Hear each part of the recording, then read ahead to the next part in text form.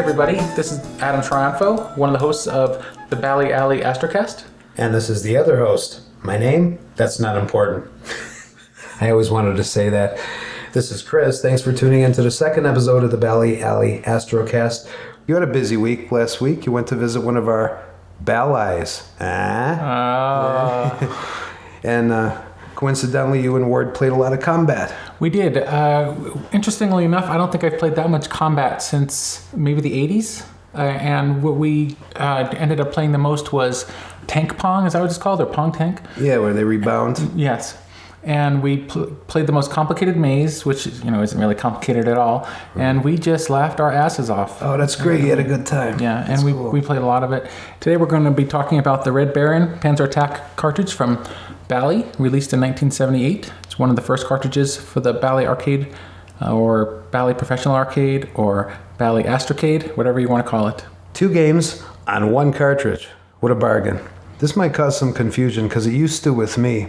After pretty much every cartridge game title, there's a number that looks like a year. Was that just the model number of the game? Or a part number, I think, actually, maybe. Mm-hmm. It's funny how they put it right next to the title. Like, I have to know the part number or I'm not buying the game. That's like, I used to think Surround used to be called, I think, 41 Surround on the Atari 2600. That's right. Like, what was it, the original 9? I think so. Had it on the label? Yep. Yeah.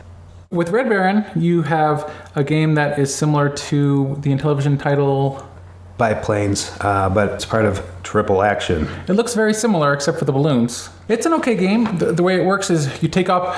It's similar to the biplanes in combat. Now this is probably based on an arcade game called Biplane. Biplane seems to have been manufactured in 1976 by Fun Games. Ever heard of them before? No, I've never heard of them. Never heard of them. I thought it was an Atari coin-op. It might have been my misconception because of the combat cartridge.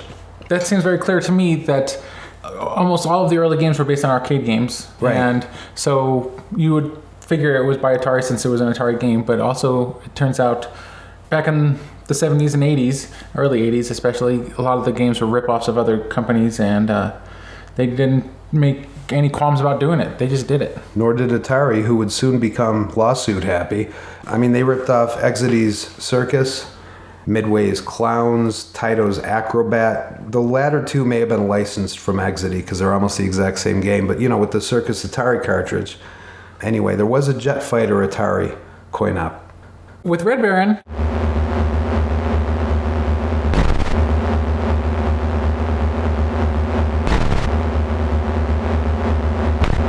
you control your speed and your bullet speed with the knob. It takes a little getting used to, but it actually works out pretty well once you get the hang of it. It's worth it because you fire a slow missile, pixel, basically, and then you speed it up. Right. And you fake out your opponent, provided you've practiced with the controls for, I don't know, what would you say, about a week?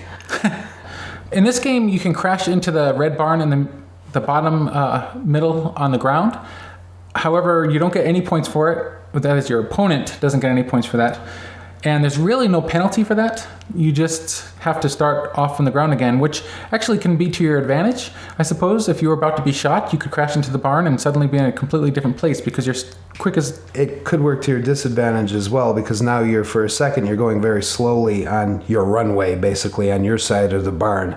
So if your opponent is lined up correctly or happens to be nearby, he can blast you. And until you take off, you really don't have a lot of time to evade his missiles. And that's something else to bring up too. When you do crash and you're starting off from the ground, even if you're going at full throttle, going very quickly, you start off at the slowest speed.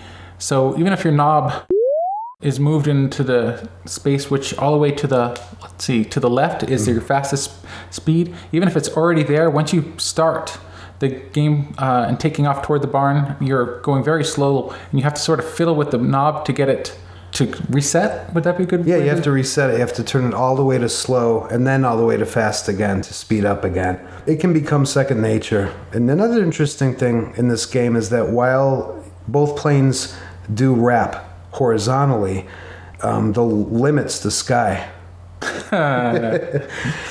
Thankfully, you don't reverse direction. You don't, rebound from the sky ceiling. You just level off. This is World War I. Yeah, they couldn't go that high, could they? So we're lucky that the top of the screen is there. Keep us from stalling. I mean, you can go so far. You can go 10, 20, 30, 40, 50 or more. Song from the 60s about the Red Baron. You never heard that song? I don't think so. Snoopy versus the Red Baron? There are always two clouds. Just like in the real sky, they're random. And they can overlap. Another interesting thing that happens when you're playing is you can run into the ground and it doesn't hurt you. In fact, when you run into the ground, you just turn and you start going parallel with it. And you either, you can actually even go upside down. I don't know if you remember that. But. Yeah. If you're angled straight downward, happily, it'll automatically send you away from the barn. So you have one screen wrap until you get to the center of the screen again and crash into the barn. So you have a long time to take off. Okay. But if you are at all angled toward the barn, then when you hit the ground and you level off, you'll be flying toward the barn.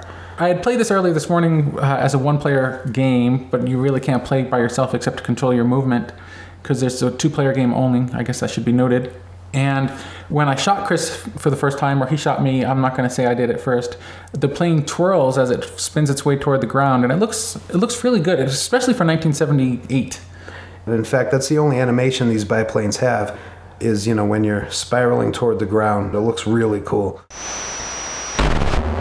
Combat is similar to the game Panzer Attack.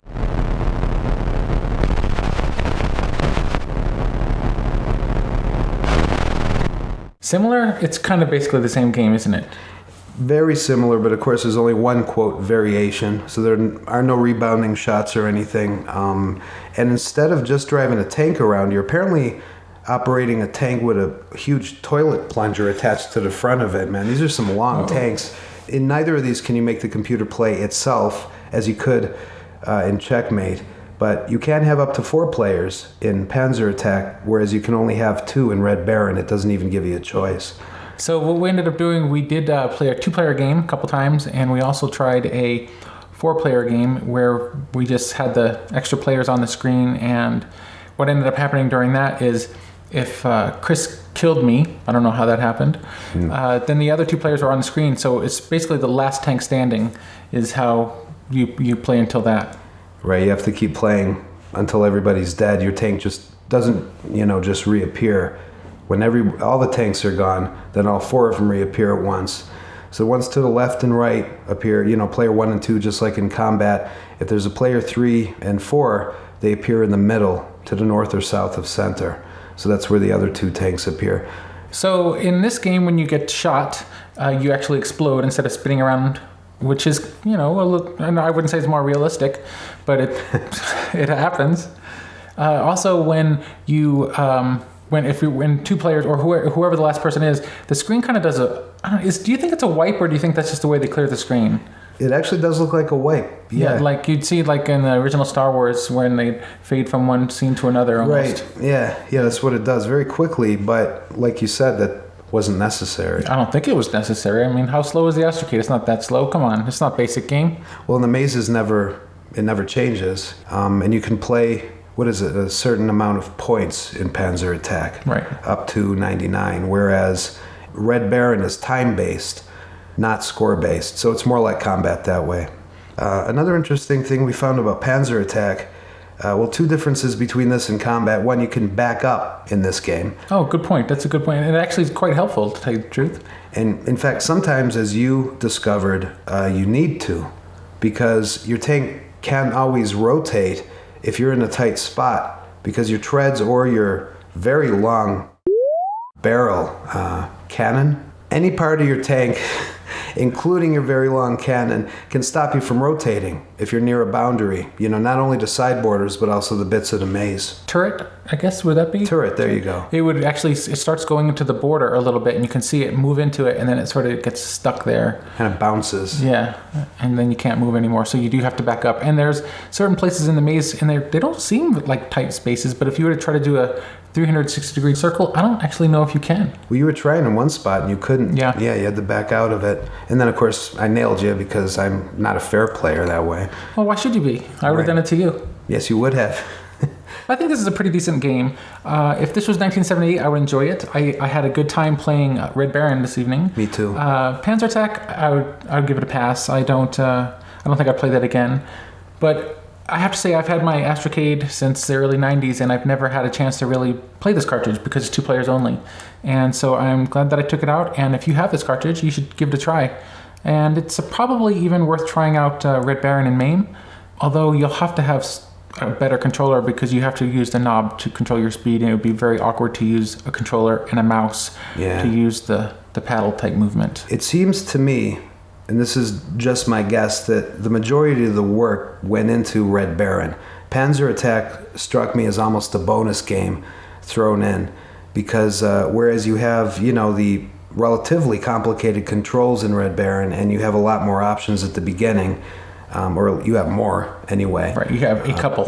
Panzer Attack, it's a basic tank game with, maze-like obstacles, and that's it. The interesting thing is, though, you can select one player for Panzer Attack, and you just see your tank on the screen. Is it Indy 500, where you can go when you can play a one-player game and you can go and collect the dots, right? Or dot on the Atari 2600 Indy 500. I'm sorry. Yeah. Yeah. So it would have been interesting. That could have been something to give to the player. This is a 4K game. It was programmed by Ricky Spice. Would you say his name is? Spice or Spice? It's spelled S-P-I-E-C-E.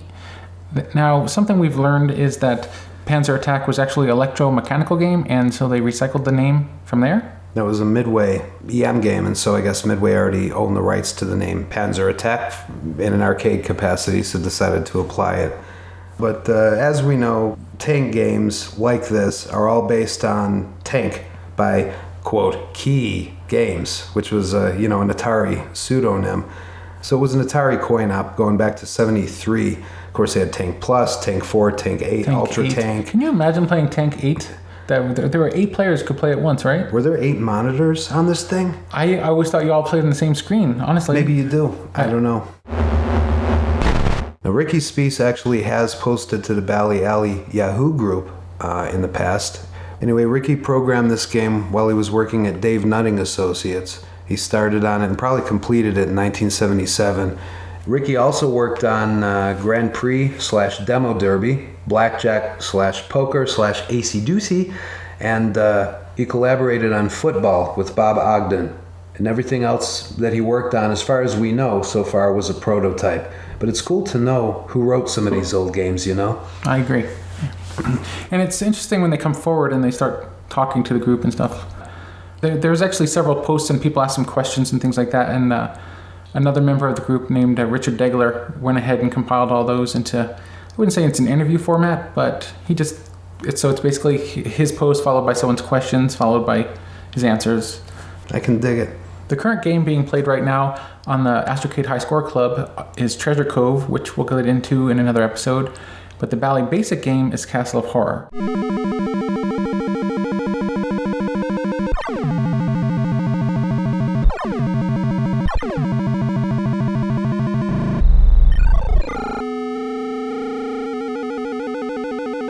We just played that a little bit this evening, and I'm not sure what I think about it. It's an okay game for basic, but it's not up there with the best of them, is it? If anyone's familiar with the old basic typing game on the Bally, which probably none of you are, called Bots, there would be a square, and you could move from one square to another, and you had these bots that could move from one square to another, and they could creep in on you, and you had to avoid running into them, which is kind of what this game is, but more action. The trouble is, the action sort of gets in its own way, and you're supposed to be able to, they call it zap out barricades, is that right? Yeah, you basically create blocks on the playfield.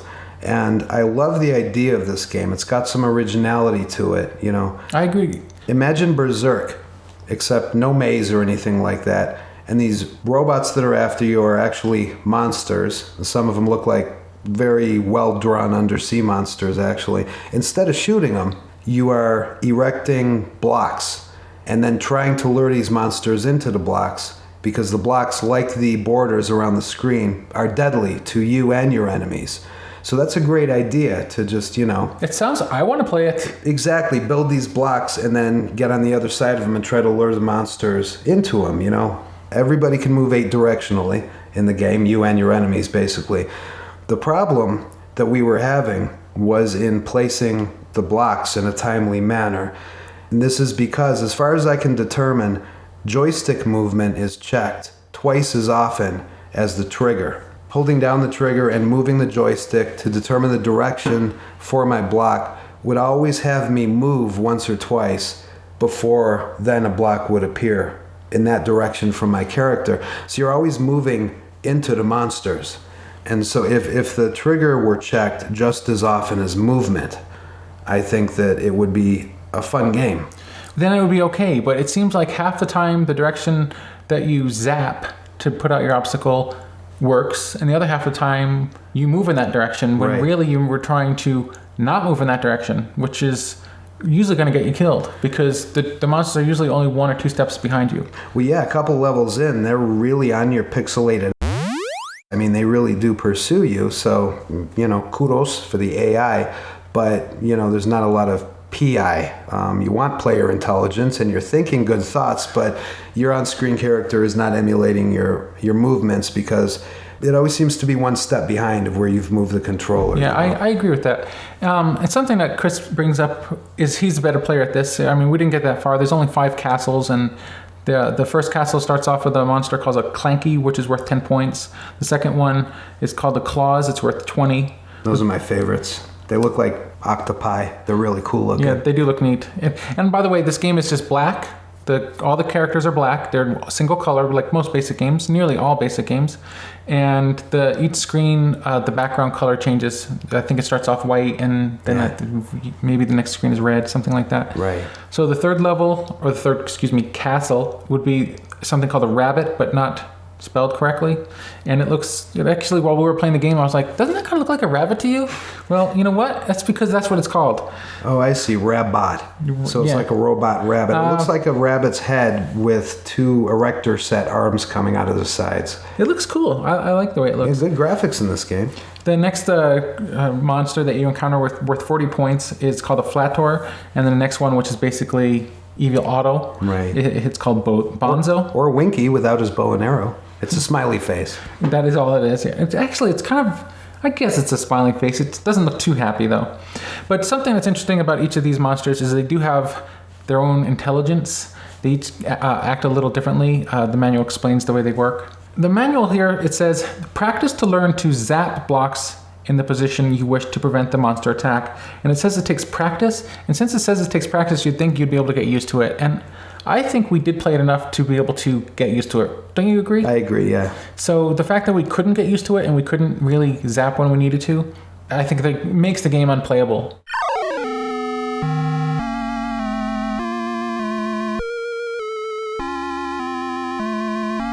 On the other side of the tape, there was actually 4 famous freebies, which had some games that were included in the basic manual, but we didn't actually play those. And we talked about those last time. The one last thing we should mention is, while nearly all Wavemaker games were released for both Bally Basic and Astro Basic, this game was not available for Bally Basic. And I'm guessing it's because Astro Basic is barely able to keep up with the speed it needs, and it runs, I think 30-40% faster than Bally Basic.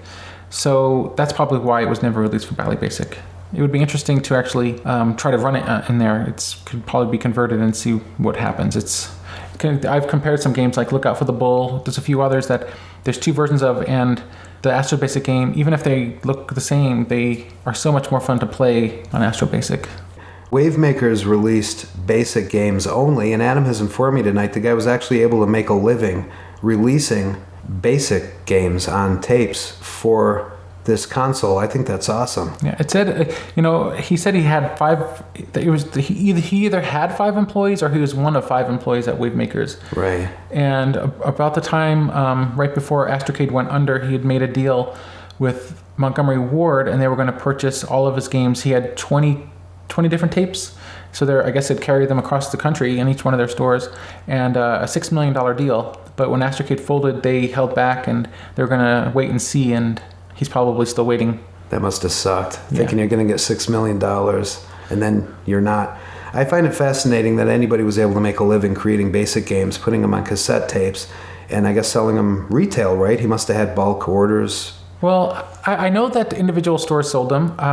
Usually they were mom and pop type shops. Okay. And you could also order mail order, which I always presumed was the way he did most of his sales, but I don't know for sure. Is it a good guess that the Montgomery Ward deal would have been their biggest deal in terms of the biggest retailer who would have carried Wavemakers games? Did any other department stores ever carry them? Well, next to the Bally and or Astrocade games? I don't know about the other big retailers, but it's important to point out here that Montgomery Ward was one of the best places in town. The best place in town, see? You bet your bottom dollar you can get Astrocade games here.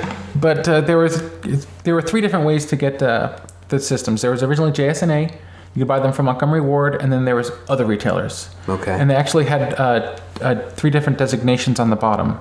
The 3 models of the Bally that were produced were the one for Montgomery Ward called the BA-1000-2. This was called the Arcade.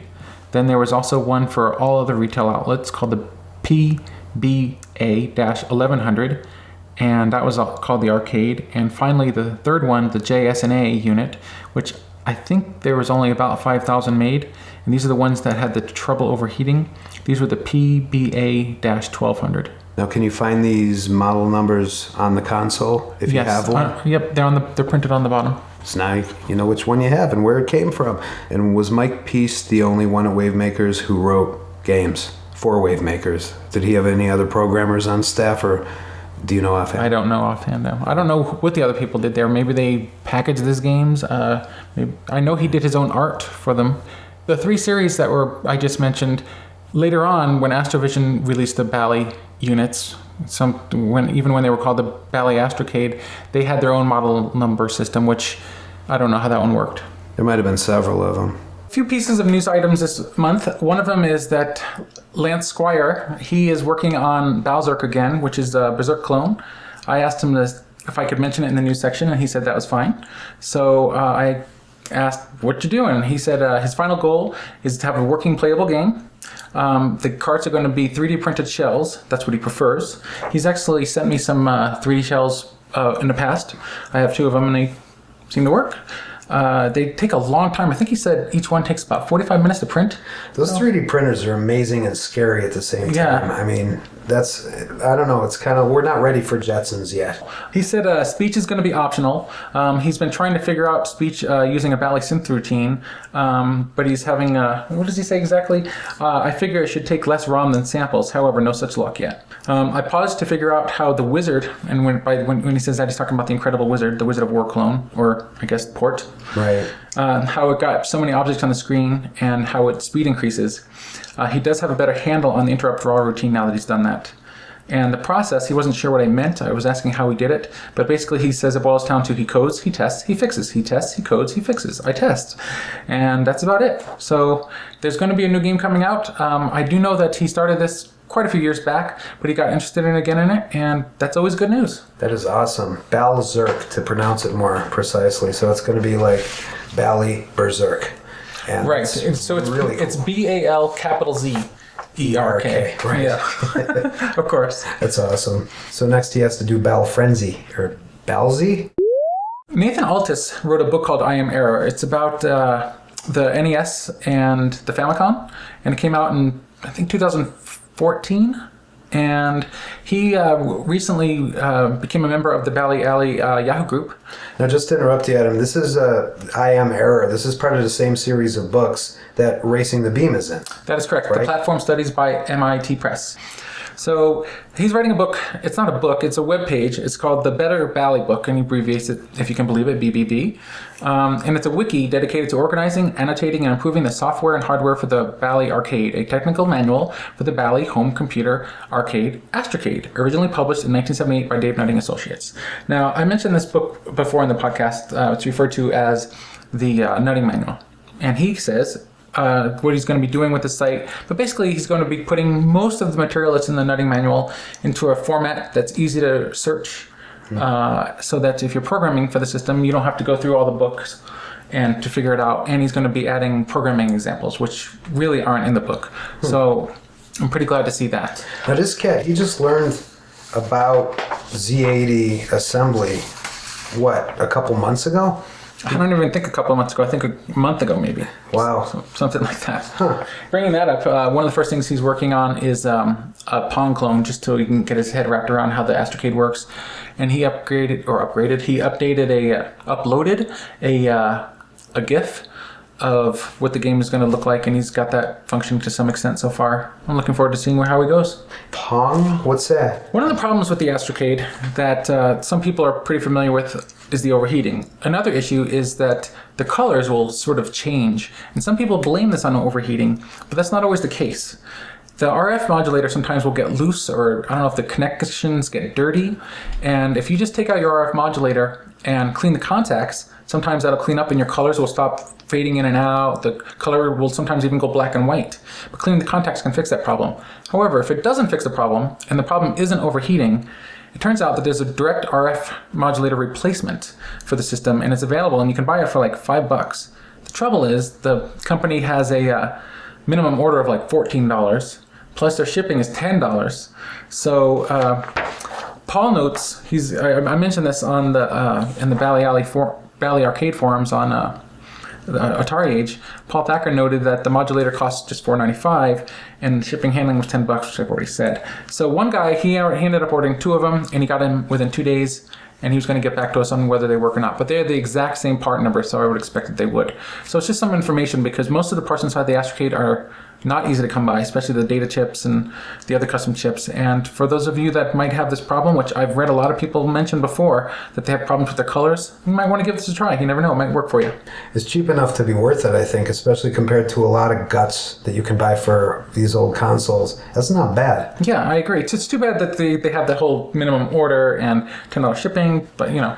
Well, if you're anything like me, any part that could be considered rare, you're going to buy a backup anyway, just in case. You know, I like to have 2 of everything if it might stop being made. I learned something about gunfight since our last episode. We were talking about gunfight, and I was talking about how Western Gun, a Japanese game, Midway licensed it. So for them, Tom McHugh at Dave Nutting Associates adapted the game for microprocessor use, right? Because it had been a TTL game as Western Gun. The microprocessor version, which was done here in America, is Gunfight, the coin-op that Midway eventually released. And became part of the Astrocade. And, eventually was converted to the game we talked about last episode. Well, I've since listened to an older episode of the 10 Pence Arcade podcast, and I learned something else about Gunfight that I did not know. And I did my usual verifying it, 5 different sources thing. But the future writer of Space Invaders actually designed Western Gun.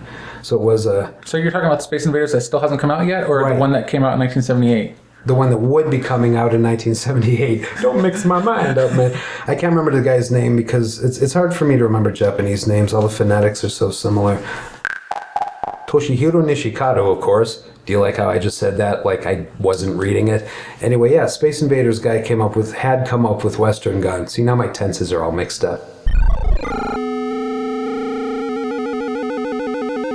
Only our second actual episode, and we've already got some feedback. Now, we're not sure if you intended this as feedback, but we're going to treat it as such because we can be bastards that way. And besides, one of the guys who wrote to us is Jim Inky from the Pie Factory podcast. You know, guys, I was just joking with Adam that we should have called this podcast Chinese Democracy because we've been kind of promising it for so long. And this is a compliment to you, Adam, because I thought I was out of touch. He was so out of touch, even about Guns N' Roses, I had to explain to him what Chinese democracy was. That is a level of not playing the society game that I aspire to every day. And here I thought, not having a cell phone, not having a car, not having cable, I still knew what Chinese democracy was, so I'm not doing it right. Yeah, but you haven't joined Facebook yet, and I joined just this past weekend for the podcast. Because Willie made you. That is right, Jimmy G just finished listening to the Bally Alley Astrocast. Love it. Thanks, Jim. Adam, would you like to read the next bit of feedback? Sure. Mr. Sequel in the Astrocade subforum, he said, "Awesome Astrocast." Smiley face? Am I supposed to say that? You're just supposed to smile really loud. I'm amazed there is no chest for the Astro. It is certainly capable. Bet it might even be possible to run some of those small 2K basic chess programs on the Bally just by typing them in. Liked hearing about the basic games and the tapes. The slow breakout that played like chess sounds interesting, and I guess that the interleaved code with the display RAM took a lot of speed out of the graphics. Looking forward to more episodes, and you'll be getting them soon enough. All right, well, if you want to get a hold of me for some reason, just send me a private message on Atari Age. I'm Chris++. If you want to get a hold of me, I'm Bally Alley at hotmail.com. You can send me a private email or private message on Atari Age as well. I'm Bally Alley on there. We've got a website for our podcast. It's Bally Alley Astrocast.libsyn.com. We've got an RSS feed, which is basically the same thing. Tack on RSS, and we /RSS. And Willie Culver, he made me an admin of the not Bally Alley Astrocast Facebook page, but the Bally Astrocast Facebook page. So thanks for that, Willie. I don't know how to use Facebook. I just joined for this particular reason. So that page will probably be where we post some things once in a while. I'm not into Facebook since obviously I don't have an account until a couple days ago. So social media is not something I'm normally into doing, but I really am going to try for you guys. You're one of them now. I am. Now is the time when we do a little update on the High Score Club. The latest round ended a couple days ago on June 19th. There were only 4 people that participated this round, which is actually the least so far, and this is round 9, or this is round 8 that just finished. The winner was Paul Thacker. We were playing Treasure Cove and Castle of Horror, the game we reviewed this episode. And Paul won with 13,115 points and reached the 7th level. So in second place was a guy named Bill. I was in 3rd place, and someone named Roadrunner is in 4th place. Then in Castle of Horror, only Paul and I played. And mostly that's because I think most people don't have a way to load basic tapes, which is fine, but this gives us a chance to go through them. And Castle of Horror, as you've already heard by now, isn't that great of a game, but it was worth playing, at least to hear the sound effects. Had a good time playing it a bit. I love those earnest efforts in BASIC, that's all. I will play them because somebody spent a lot of time in 1980, whatever, writing it, you know? Yeah. And I did play this with Adam, but we didn't think to take a snapshot of the screen so I could remember how much I got. I think you got about 700 points, actually. So yeah, I was thinking more like 7 million. It could have been 7 million. I might have dropped a 0 or 2 or 3. The next round of the podcast, which is going to begin when I put up the next round of the High Score Club. And then this corner. It's going to have the main game is going to be Crazy Climber by Riff Raff Games. That was written in 2011 by Michael Garber. It's a homebrew. And the basic game is going to be Missile Defense by New Image, written in 1982 for Astro Basic by Don Gladden. That's cool. We're finally going to get to one of the 2 latest Astrocade games. There is going to be one change to the High Score Club worth mentioning is that since there are so few games, I'm realizing I'm burning through all the cartridges, right? Like, we're only on round 9 and we're getting through a lot of the cartridges already, so the rounds are going to last a little longer, just so the games have maybe more people can jump in. I don't think that'll be the case, but give us more time to play if we wanted to, and also we won't get through the entire library of games right away. Adam listed his thank yous last time, so now it's my turn. I didn't want to listen to podcasts when I first heard about them, because I thought you had to have a MePod, or whatever it's called, to do that. And my cheap, generic MP3 players have lasted for years. Haven't bought an Apple product yet, never intend to. So once it dawned on me that podcast is merely a slang term for basically a recorded radio show, I guess you could call it that. One, catering to a specific interest. Or that the good ones cater to specific interests anyway. I obviously searched via startpage.com. It's a great alternative to the evil Googles, folks, because they don't track your IP or save your search history for others' reference. Getting back to how I started that sentence, if you'll cast your mind back, I obviously searched right away for classic video game podcasts. Fergs was the first one I listened to, and he's answered a lot of questions for me over the past few years regarding Libsyn, how the whole uploading audio files stuff works, and so forth, which isn't to mention the inspiration. Since his show is well done, it's a lot of fun to listen to.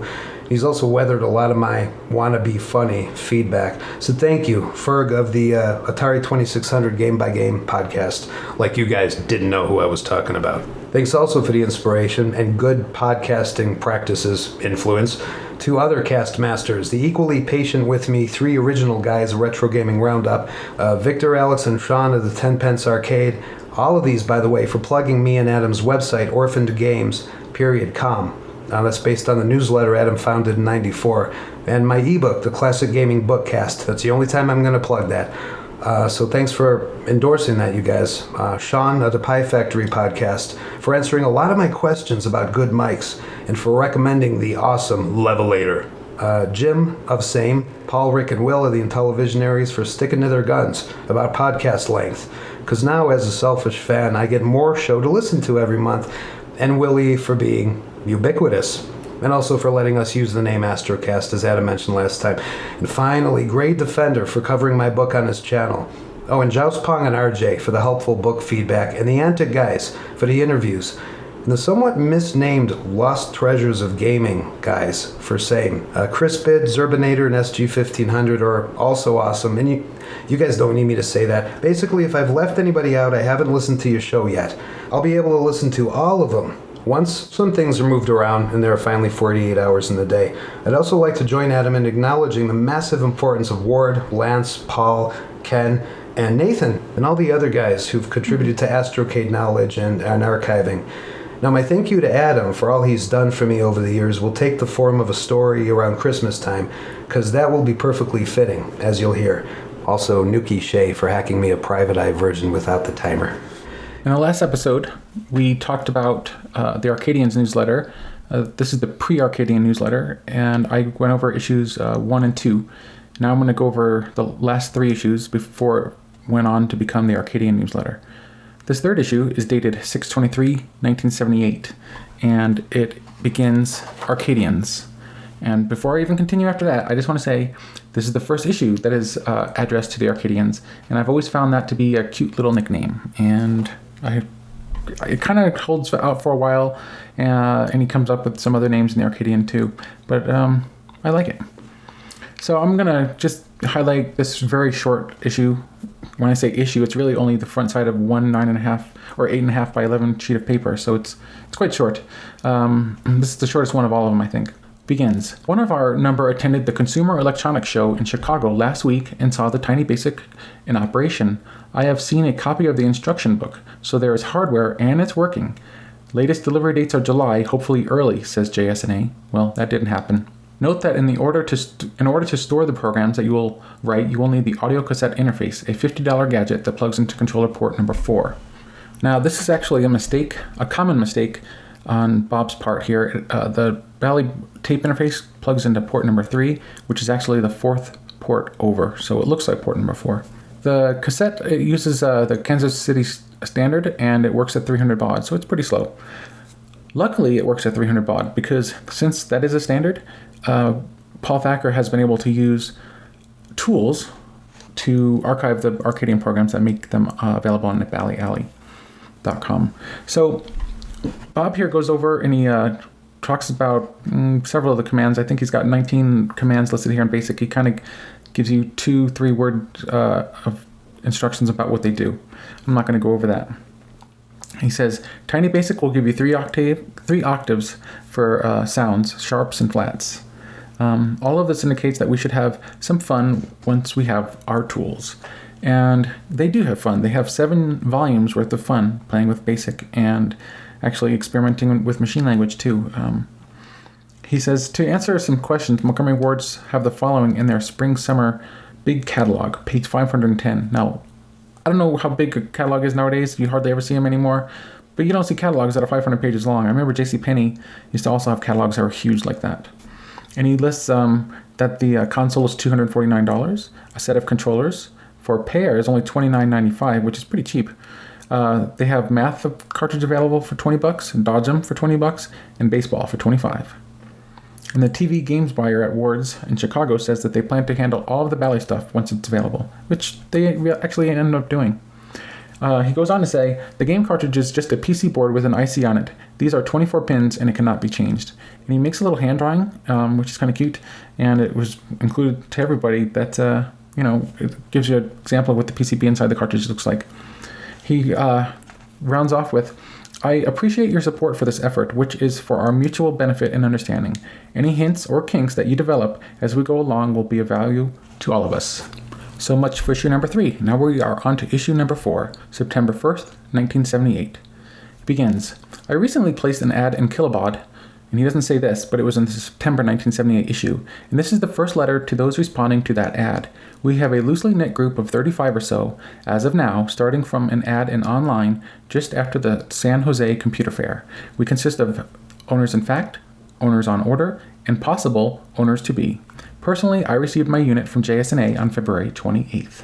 Now, I'm going to stick my nose in here, and I'm going to say that for many, many years, I looked for this original ad that he put in the Kilobaud magazine because I wanted to know what it said. I wanted to know what got people interested in the Arcadians newsletter.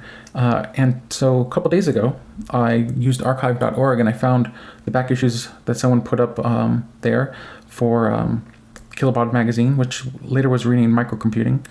But at the time, when I looked up this information before a few years ago, I couldn't find these magazines. And I went through them, and I did find this ad. And I wrote a little note to the Bally Alley Yahoo group on the 2nd of June. And here's what I wrote. On February 17, 2010, in message 8535, Paul Thacker wrote, I've located some Arcadians ads in Kilobaud through Google book search, but they only display snippet view. They're on page 120 from 1978 and page 128 from 1979. And this is what I replied to that 6 years later now.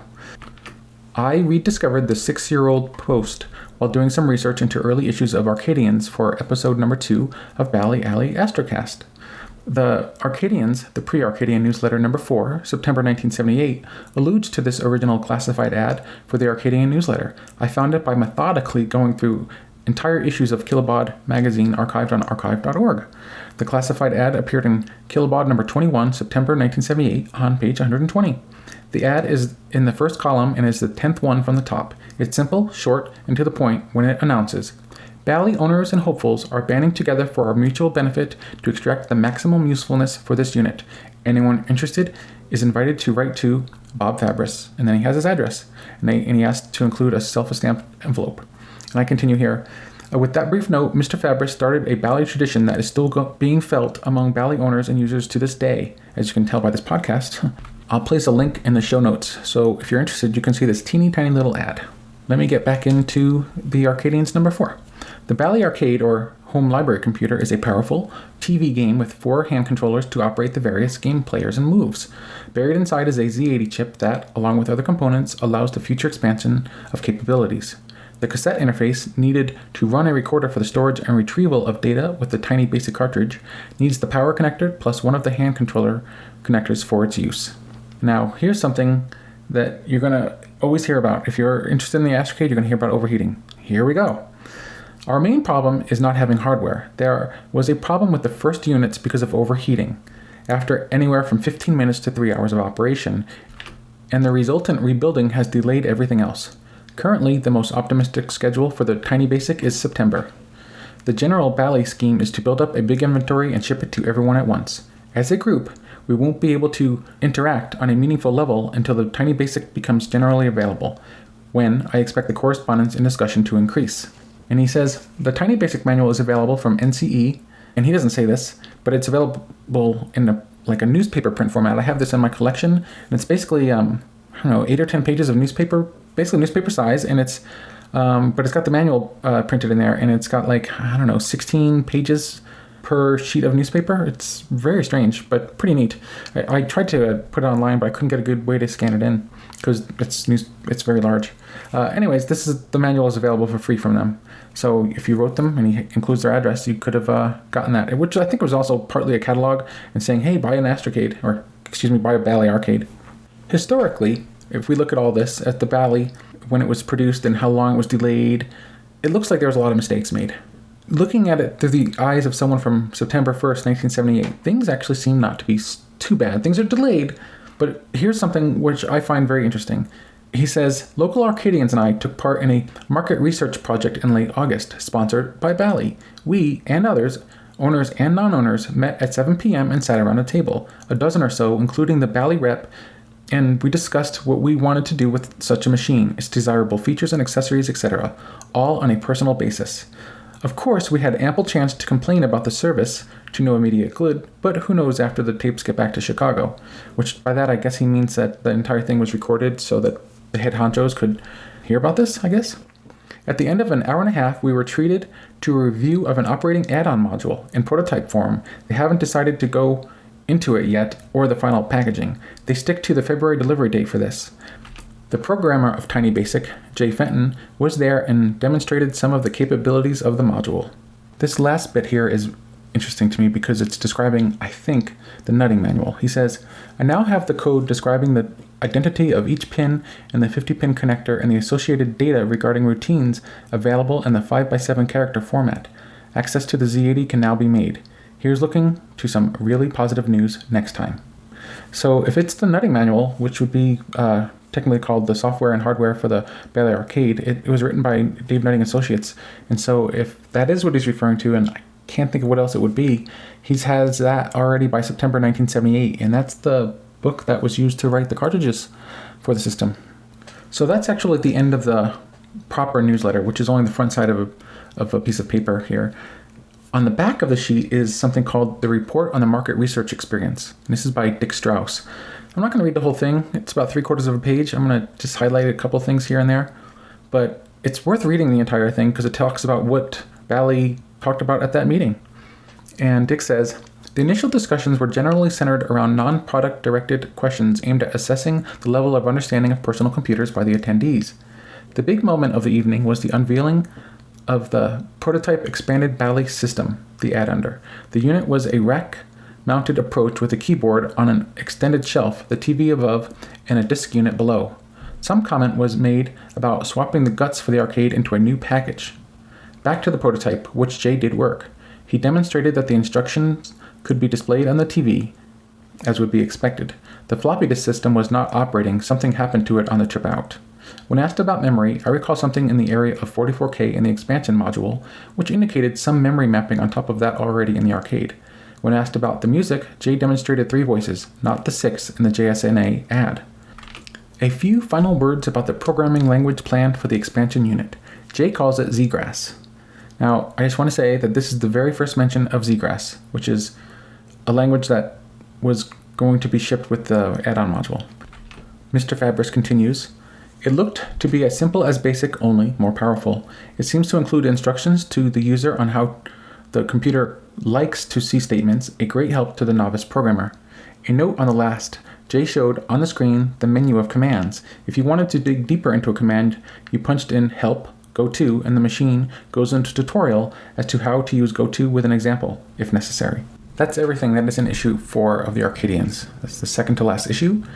It's, as I said already, the first mention of the ZGrass, which they spell Z-G-R-A-S, instead of with 2 S's at the end. And eventually, a lot of users are going to pin their hopes on this language and the Add-Under in general. And both of those went unreleased, at least for the Bally Arcade. Later on in 80, 81, the UV1 computer, which only about 300 of them were made, I think, would include all these functions and actually more. So, like it could access high-res mode, which the Bally Arcade, if it had the Add-Under, wouldn't have been able to do. Issue 5 is dated October 10th, 1978, and it begins in big bold letters. It says, "It's here!" Exclamation mark. And he says, the Tiny Basic cartridge is finally appearing in the stores at the $50 price tag. It consists of the cartridge and the manual with a fancy book-type box. Inside the front cover of the manual is the overlay for the keypad. Now, if you've used an Astrocade, you know it has a 24-key keypad, and Basic has, using shift keys, it allows you to type in up to 4 different things per key, which wouldn't, otherwise it couldn't have been a Basic, I guess. And the Basic, which is much more limited on the Atari 2600, has something like that for the keyboard controllers, I think, too. So he says, plug in the cartridge, press reset, and the screen goes, Bally Basic, with musical notes, and you are ready to go. Our local store ran out of a dozen in just 2 days. Well, that sounds like pretty good news to me, right? You should receive a copy of the Bally PA1 service manual sometime this month. This is being sent to all Arcadians without charge as a courtesy from Bally. Now, if you ask me, that is pretty darn cool. We know from last issue that there were already about 35 people who were not technically subscribers because there was no subscribers to the Arcadians newsletter. But if there's 35 people that got the PA1 service manual for free from Bally, I have to say that's a pretty nice gesture for Bally to do. That's available online. You can check it out. It actually has the schematics for the Bally Arcade included in it. It's really pretty nice little product, and I have a few of those, or I used to have a few, now I have one left that were original, and they're nicely made. So Bob says, because of the expected upswing of correspondence and inputs for this paper resulting from the release of Tiny Basic, I plan on going to a more regular production. This will therefore be the last issue of a free paper, and the next will be a subscription basis, $5 a year. A report from Bally indicates that they have increased the supply of the 3 custom chips, the address, the I/O, and the data chips, by adding a third vendor from whom to purchase chips. He doesn't say who the third vendor was, or this other vendor in general, but I would like to know who that was. I wonder if there's like a cache of these custom chips laying around somewhere, but I don't know of one. The September-October issue of Creative Computing has a very intriguing article on the base unit and the Tiny Basic cartridge. It also includes a few choice words about availability of the product. He doesn't actually say what the article is called. He doesn't say the year, but this article is available and it's been scanned in. It's on Bally Alley, and it's from the September-October 1978 issue. The article is called The Bally Professional Arcade by Carl Zinn. It's 4 pages. It's on pages 56 to 59, and it's a pretty neat read. It's one of the earliest articles about the Bally, and it's in Creative Computing, which was a pretty popular magazine at the time. It's too bad that they ended up with such returns of the units. Maybe the system would have caught on. Who knows? So there's a full page of some general discussion of the Tiny Basic, and he says, some discussion about the Tiny Basic and the cassette interface. I'm not going to read all this. There's a lot to it. If you want to see it, you can check it out online, but I'm going to highlight a couple of things here. He says, there are more commands in Tiny Basic than the manual tells you about. Anything discovered by subscribers is solicited. Now, later on, Jay Fenton would write kind of it became known as the hacking manual, I think, and it included most, if not all, of everything that was not included in the first version of the basic manual. Most of that information was included later in the Astro Basic manual, although a couple of things that are covered actually have been removed from Astro Basic. Something that I'm going to say here that he mentions, it's because kind of neat to know, is NT note time can be used to control the speed of the computer at any time, not just for music. Setting NT equals 0 will speed up the operation the most and will shut off the tones. And this is true even in Astro Basic. If you set NT equal to 0 before you start using the system, it will make the system run a little faster. And that's because every single time it prints something, it prints a tone, which slows it down, and it's meant to, I guess, but I'm not sure why it would have done that. The cassette interface may be somewhat touchy, by the way. With a few connector changes, you can use a reel mechanism. And by that, I think he means a reel-to-reel tape recorder. None of the instructions tell you that it is the recorder's volume control that must be adjusted to get the signals back and forth. Now, if he thinks that there's a problem with the 300 baud tape interface being, quote, touchy, wait until he gets a hold of that Astro Basic cartridge. By comparison, the tape interface for the 300 baud makes no errors. It does, but in comparison to the one that's included on the cartridge of Astro Basic, it is much better.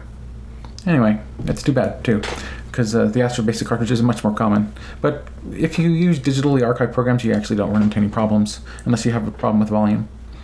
You may have a problem where someone else has recorded the tape on another machine.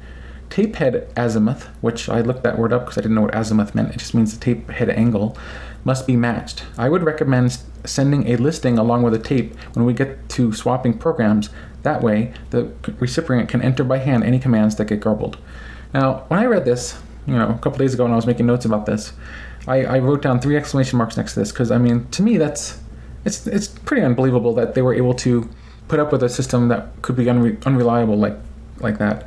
I guess it wasn't reliable for themselves. If they were to record a tape, then you wouldn't have an issue loading it on your own system. But once you start trading tapes with someone and you start getting garbled, I would have gotten frustrated and I said, I'm buying an Apple II. Except then, of course, I would have seen the price and I said, maybe I'll put up with some garbled text. So the last thing here he says is, the latest Newman Computer Exchange NCE catalog received on October 10th has an extremely interesting description and explanation of Tiny Basic. A copy is included herein through the courtesy of Johnny Johnson of NCE. This is the type of material I want to include in this newsletter for use by our subscribers. Now, I actually looked up this NCE catalog and I found a point of contact with someone who I'm going to try to get a hold of, because it's only from 2 years ago he posted saying he used to work there, and they just sell all sorts of stuff. And if you look in some of the older magazines in the late 70s or early 80s, they have big ads. So, but they sold the Bally, and they seem to want to support it pretty as best they could. So what I'm going to read here is something called the data file. It's kind of long. I'm not going to read the whole thing. I'm only going to read a couple highlights from it. It's actually also reprinted in the very first issue of the Arcadian. So I'm going to read it now, and I'm not going to read it again later. The Bally Professional Arcade has transcended the barrier between the programmed computer game to a user-programmed computer system. The transformation comes about when you insert the Bally Basic ROM cartridge and press reset. With the aid of a keyboard overlay card, the 24-key keypad is transformed into a full alphanumeric keyboard with 4 shift keys to allow you to program in an enhanced version of Poly Alto Tiny Basic. I actually love the way that begins. That's actually the first few sentences, and it sums it up really good, because what you've done when you insert that Bally Basic cartridge is you've taken a consumer product, and I don't want to use the word jailbreak because that term didn't exist back then, but you've basically taken it and now you've turned it from something where you just put, say, a Space Invaders cartridge into, or you put Dog Patch into it to play a game of Dog Patch, and that's it. That's all you could do. So you've taken this game console and you've made it into a really full-fledged computer. I mean, it's limited. It had very small amount of RAM at the time. It had a lot of setbacks, but it also was the same price as, early other consoles of that generation, and those consoles didn't have anything like this. I mean, the Atari 2600 did have a BASIC that came out for it, but you couldn't really do much with it. It was more of I don't know why it was released the way it was. I don't know why the 2600 is a different... I love that system. I love the games on it. I've tried BASIC. I've hooked up my keyboard controllers to it. I've put the overlays on it. I've played with it years ago, and it was interesting to try out, but I mean, you only have a few bytes of RAM to deal with. And if you think 1.8K of RAM for the Bally is next to nothing, wait until you try programming in BASIC on the Atari 2600. That brings up a small, quick story. I was talking to Chris about the BASIC programming for the Atari 2600, and I remember reading the catalogs that I would get for the Atari about the explanation of what that would let you do it. And I remember it ended with something along the lines of, before you know it, you and your computer will be making beautiful music together. And I remember I wanted that cartridge so bad. I never got it, and that's probably a good thing. And then it wasn't too long after that I actually ended up picking a Commodore 64, which took quite a long time to save up for, but it was something I wanted. And in 1978, I was only 6 years old. I probably wouldn't have wanted BASIC, but if I'd had it, maybe I would have been keying in programs for my father. I'm sure he would have asked me to. Anyway, let me get back to this article. Bally Basic is designed to work with the various elements of the arcade to give as much control as possible over the TV screen and speaker for music, while allowing you to input from either the built-in keyboard or 2 joysticks. Now, then they have sort of a block diagram that tells you the inputs, the outputs. I'll talk to the Z80. If you want to see it, you can read it online. The 24-key keypad has 4 shift keys to produce 93 possible codes to be entered from this input device. Each shift key is color-coded on the overlay, and the background color of the screen changes to match this color when the shift key is pressed. Now, what that means is, if you wanted to type the letter K, you would have to type shift, and then type the key that's going to be for the letter K. So that means in order to type one letter, you have to type 2 keys. That's pretty unfortunate. Luckily, that's not the same case if you want to type in the word print, or input, or clear. You can type shift, 1 key, and that would just put the whole word out. So let's say you're going to type print, which is 5 letters, you would still only have to press 2 keys. So you lose some typing and you gain some typing. So it might seem really difficult to program in BASIC. And in fact, it kind of is much more difficult on Bally Basic compared to Astro Basic, because you can't edit program lines. You have to retype the whole thing. But other than that, the typing itself, you get used to really quickly. You'd be surprised. You can program and type rather quickly. And unfortunately, to save a program, if it was to fill up most of RAM and to load it back in, takes about 4 minutes. Luckily, that was trimmed down with Astro Basic, and the loading and saving time went down to about 20 seconds to save all of RAM. So there's 2 joysticks, and they're able to be input into a basic program in 3 ways, using the trigger, which is TR. I'm going to skip some of this, but my basic idea here is that BASIC allows you to input or get input with basic keywords. And what's the first thing that most people want to do with that? Well, video art, because that's what the BASIC manual pushes at first. And then second, games, which is why there's probably a podcast, because if only BASIC had come out for the Astrocade and no other cartridges, well, then probably I wouldn't be talking to you right now. The third and the most versatile input is the knob on the end of the joystick, which goes by the variable name KN. And it's not really a variable name as so much as it is a keyword. The optional Bally Basic cassette tape interface allows you to store and retrieve programs, but not strings, using a standard tape recorder with earphone and microphone jacks. The format used is, as I've mentioned already, the Kansas City Standard, which runs at 300 baud. The TV interface is the output section for the Bally Arcade. It allows color graphics, text, and musical tones to be controlled from your program. The restriction is that only 2 colors may be on the screen at one time in Bally Basic, as opposed to the 8 colors available simultaneously in the arcade games. Now, while 8 colors are available simultaneously in the arcade games, really you have to shift the something called the left-right color boundary in order to make 4 colors of one available on one side of the screen and 4 colors available on the other. So really, 4 colors are available normally, but depending on how you shift where you want to split the screen, you can put 4 different colors on the other side of the screen. It's pretty interesting, but it's not something you can really do in Basic. But although in Basic you can shift the left and right color boundary to get 4 colors total. Let's see. The memory space in the Bally Professional Arcade is determined by the microprocessor within the unit, the Z80. In the arcade, this memory space is divided into ROM memory, which is set up at the factory for a certain program, and RAM memory, which stores your information. Now, by ROM memory, I think he's talking about either the 8K ROM here, which is built into the Astrocade, which contains gunfight and scribbling and calculator and checkmate. He also might be referring to ROM that is available on the cartridges. The earliest cartridges had 2K of ROM for their game space, and later than 4, and then the Astrocade games started having 8K ROMs. Those were the largest that were available.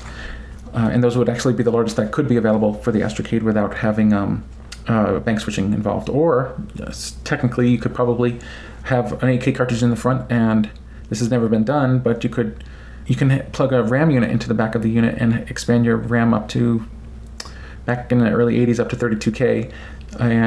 But technically, I don't think there's any reason that couldn't be ROM. So you could have 2 cartridges. You could have a cartridge in the cartridge slot or the Videocade slot, and on the back of the unit, if some homebrewer today decided they wanted to make an extra ROM cartridge, they could have 2 at once. I know that there's some systems that have done that before. It's very unusual, but I guess it could work. Not highly recommended, but anyways.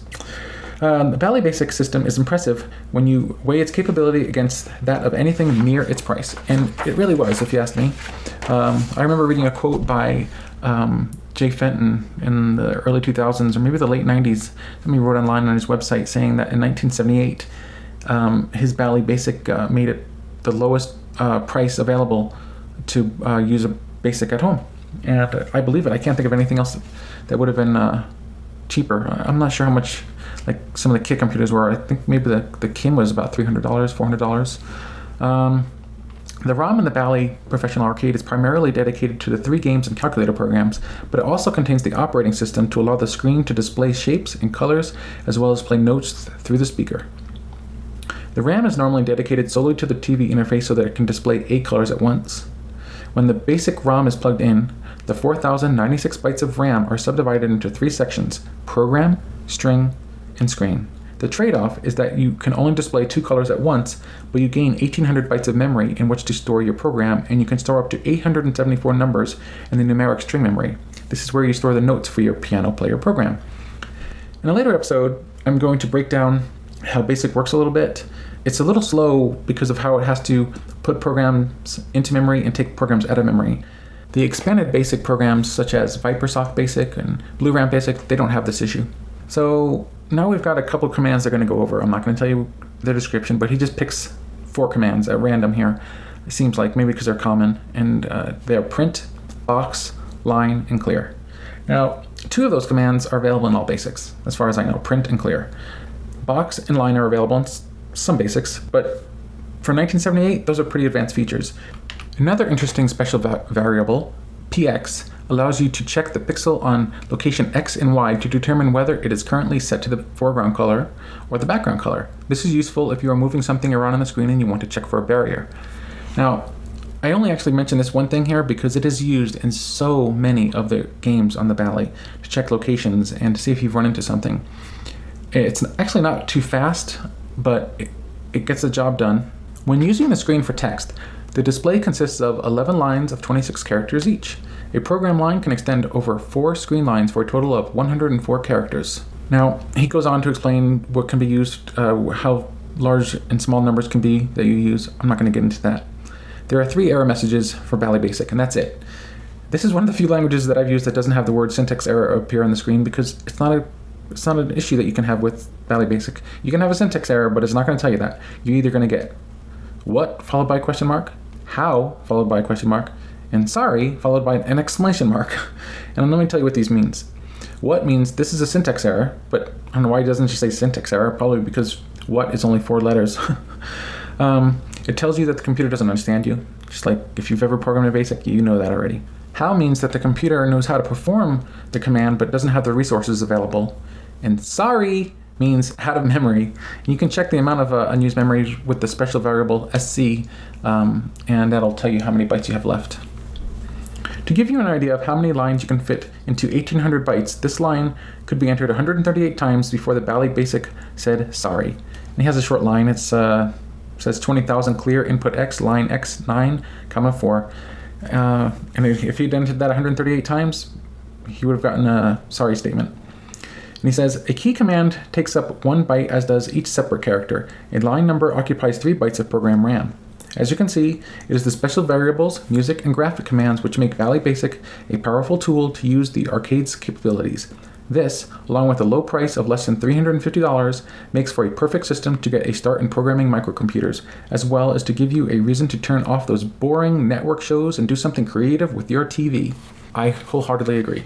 Now I realize I went into quite a bit of detail over these 3 issues, and I think it's important to note that I probably won't be going into so much detail as I get into the actual Arcadian newsletter. The reason I did this for the earlier issues is because I don't often hear very much about the time period before the Arcadian began. It's almost like a black hole. Before the Arcadian, people were just waiting for BASIC. So what was happening during that time? Well, now I've given a little bit of details. It's not much. It helps shed some light. Ernie Sams' letter also sheds some light, especially with JS&A. In the future, I'm going to have more details on JS&A. I'm going to actually probably cover some of their first advertising and things like that. I'm going to read 2 other things that came out before the Arcadian. And I think this was included with the issue number 5 of Arcadians. This is a subscription request, and I'm going to read part of it because it gives some good details. Arcadians, a user group for owners of the Bally home computer. The potential for Bally's computer system seems large, and a user group was started in early 1978. As it turned out, we were somewhat premature because the deliveries of the Bally base unit were minimal to non-existent during most of the year. That's pretty good to know, because if he's writing this in, say, October, or even maybe early December or early November of 1978, that means really, in some ways, you could consider the Bally wasn't released until 1979. Technically, it was, I know that the earliest people who got their units were in January of 1978, but except for like 3 cartridges, I think there was nothing available for quite a while. So he says the tiny BASIC portion did not start to appear until October. So now that we know that that's when BASIC shipped, and Bob, I know he received his unit on February 28th, 1978. He waited 7 months for BASIC. 7 full months. So in the meantime, he was playing the built-in programs. Hopefully he was getting a lot of use out of that calculator. That's all I can say, because he paid a lot for it. Now with the tiny BASIC cartridge in distribution, people will be experimenting and learning new things not covered by the Bally documentation, and it seems appropriate to have some sort of newsletter or journal to identify and disseminate the information that is developed by owners. I am therefore soliciting subscriptions to the Arcadians on a yearly basis, November to October, at a rate of $5. So, just to let you know, $5 in 1978 is about $19 in 2016.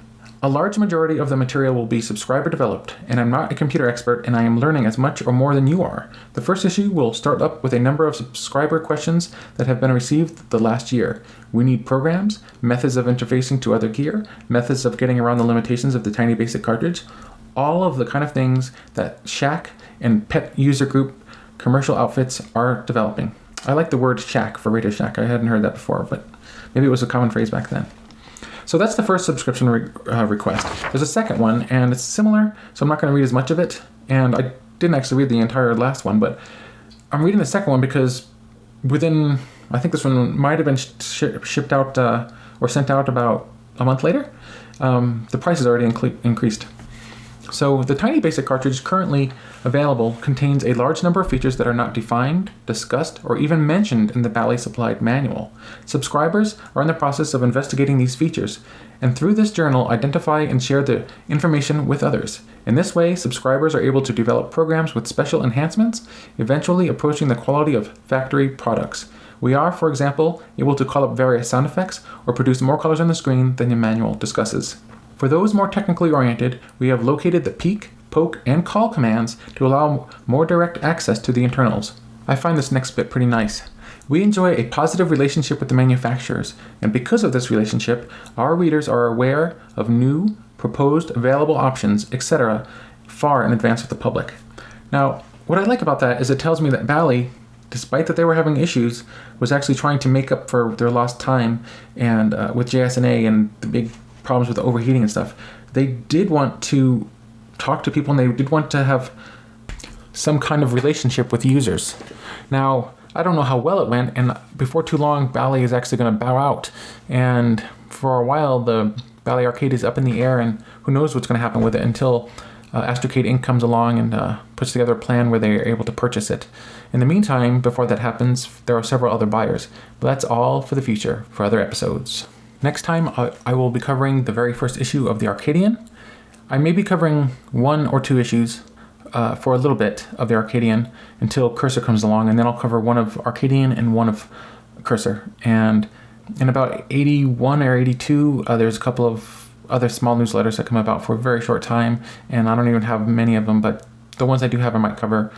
So I hope you've enjoyed listening to this. It's interesting for me to go through this. I've read this over the years, but talking about it out loud, and I'd like to hear some feedback, know what you guys think. How much of this did you know? What do you think of it now that you've heard it? Did you know that there were so many problems with the introduction of the Astrocade? Let us know. The Bob Fabris collection is full of letters from 1978, when he started the newsletter, which we're going to consider really beginning back in the spring, even though that was with the Arcadians. He got feedback from lots of different people, and I wanted to see if I could find the earliest feedback. I found a letter from October 28th, 1978 from Ernie Sams, which it's not the earliest feedback, but it's definitely the most interesting for a number of reasons. One of them is that a lot of this letter ended up in the first Arcadian issue, and Ernie Sams, for about a year, 2 years, something like that, he was quite a contributor. In the first volume, he wrote 4 programs that were published. They were Convert Hex to Decimal, which was just a basic program that converted hexadecimal to decimal format. It's written in BASIC. He wrote a random art program, which was strongly encouraged by the BASIC manual, since there's an entire chapter about it. He wrote a program called Bang Man, which is Hangman, except you get shot. Something interesting about that program is that it makes use of some undocumented commands in BASIC to change the horizontal color boundary, which we'll get into at a much later episode, which allows you to change colors on the screen, and so you can technically have 4 colors on the screen instead of just 2. And of course, a good use of that would be if you are shot, you turn red. And the final program, I think, in maybe his last program that was published, was called Slot Machine, and that was published in Volume 8 in July 1979. So eventually, I know that he went on and became a user of the Apple II, because I've got some feedback, which I'm going to go over later. So today we're going to concentrate on a couple of letters from Ernie Sams. Now, I'm not going to begin with this October 28th letter, because even earlier, I have a letter that is from Ernie Sams, but it's not even to Bob Fabris. Instead, this is actually written to JS&A. And the reason he's doing this is he's upset. He's just basically recently gotten his Bally Arcade, and he's frustrated. And so this letter was written on March 15th, 1978, and he carbon copied Bob, I guess, and that's why this is in the Bob Fabris collection. I'm going to basically read the letter in its entirety, because there's not much information from the earliest days, and Ernie purchased his Astrocade very early on. He purchased it in 77, but it took months to be delivered.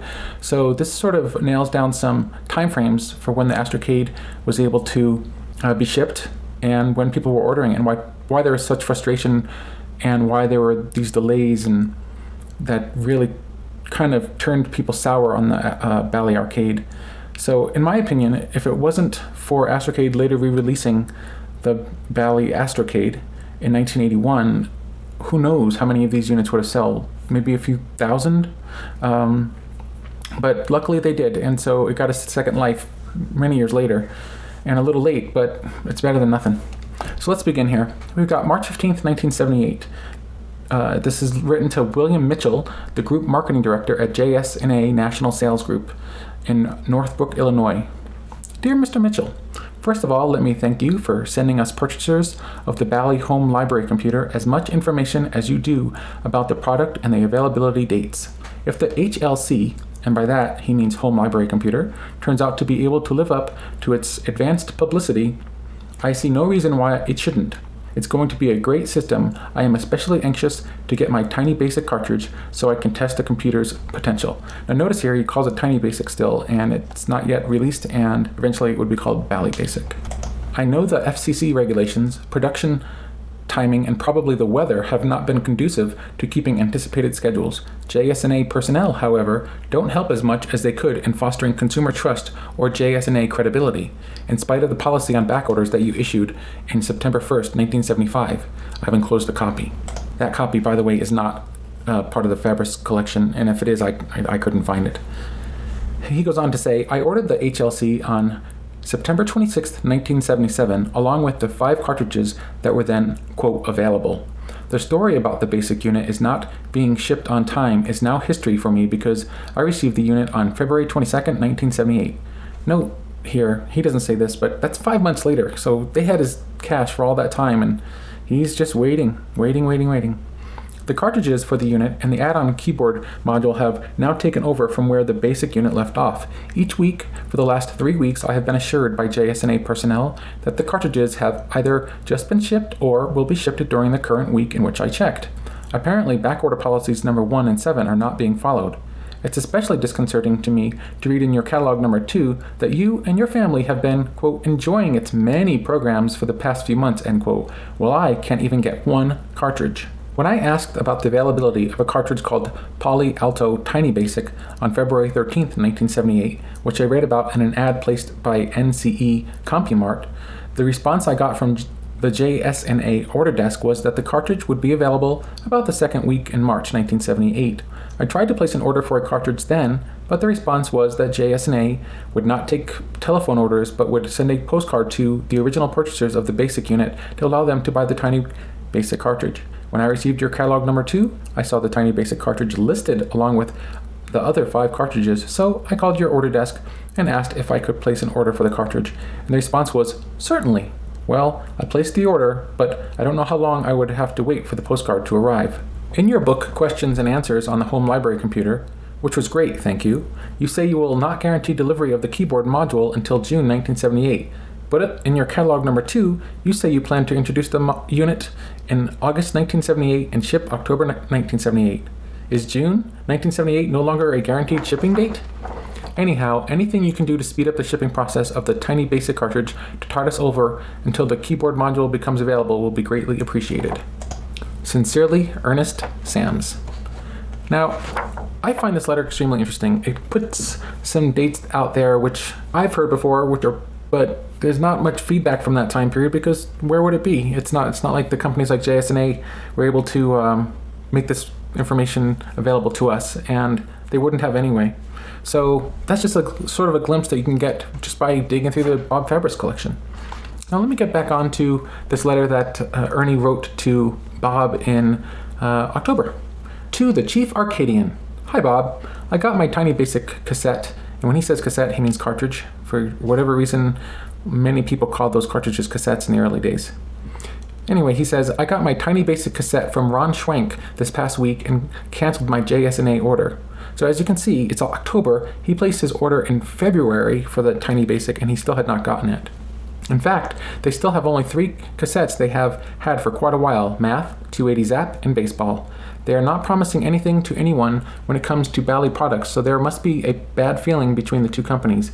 A friend ordered the basic unit back on February 28th, 1978, in time to get the freebies, but has not received it yet and can't get any word out of JS&A as to when they will ship. Ron, on the other hand, says he can get all the units he wants. I called Ron one evening this past week to thank him for shipping TB to me, by TB, Tiny Basic. He had just come back from a Sacramento Computer Club meeting where he had been demonstrating the Bally and Tiny Basic. He said to try the instruction ampersand open parentheses 10 close parentheses equals 1, 2, 3 and see what happens. Now let me explain here what he's talking about. He goes on to explain this a little bit, but he's talking from the point of view of someone who is experimenting through trial and error and doesn't really know what he's poking, which the ampersand is a poke. That's a small mistake. The ampersand operator is not the poke statement. The percent sign is a poke statement. The ampersand operator allows the user to communicate with the Astrocade's input and output ports.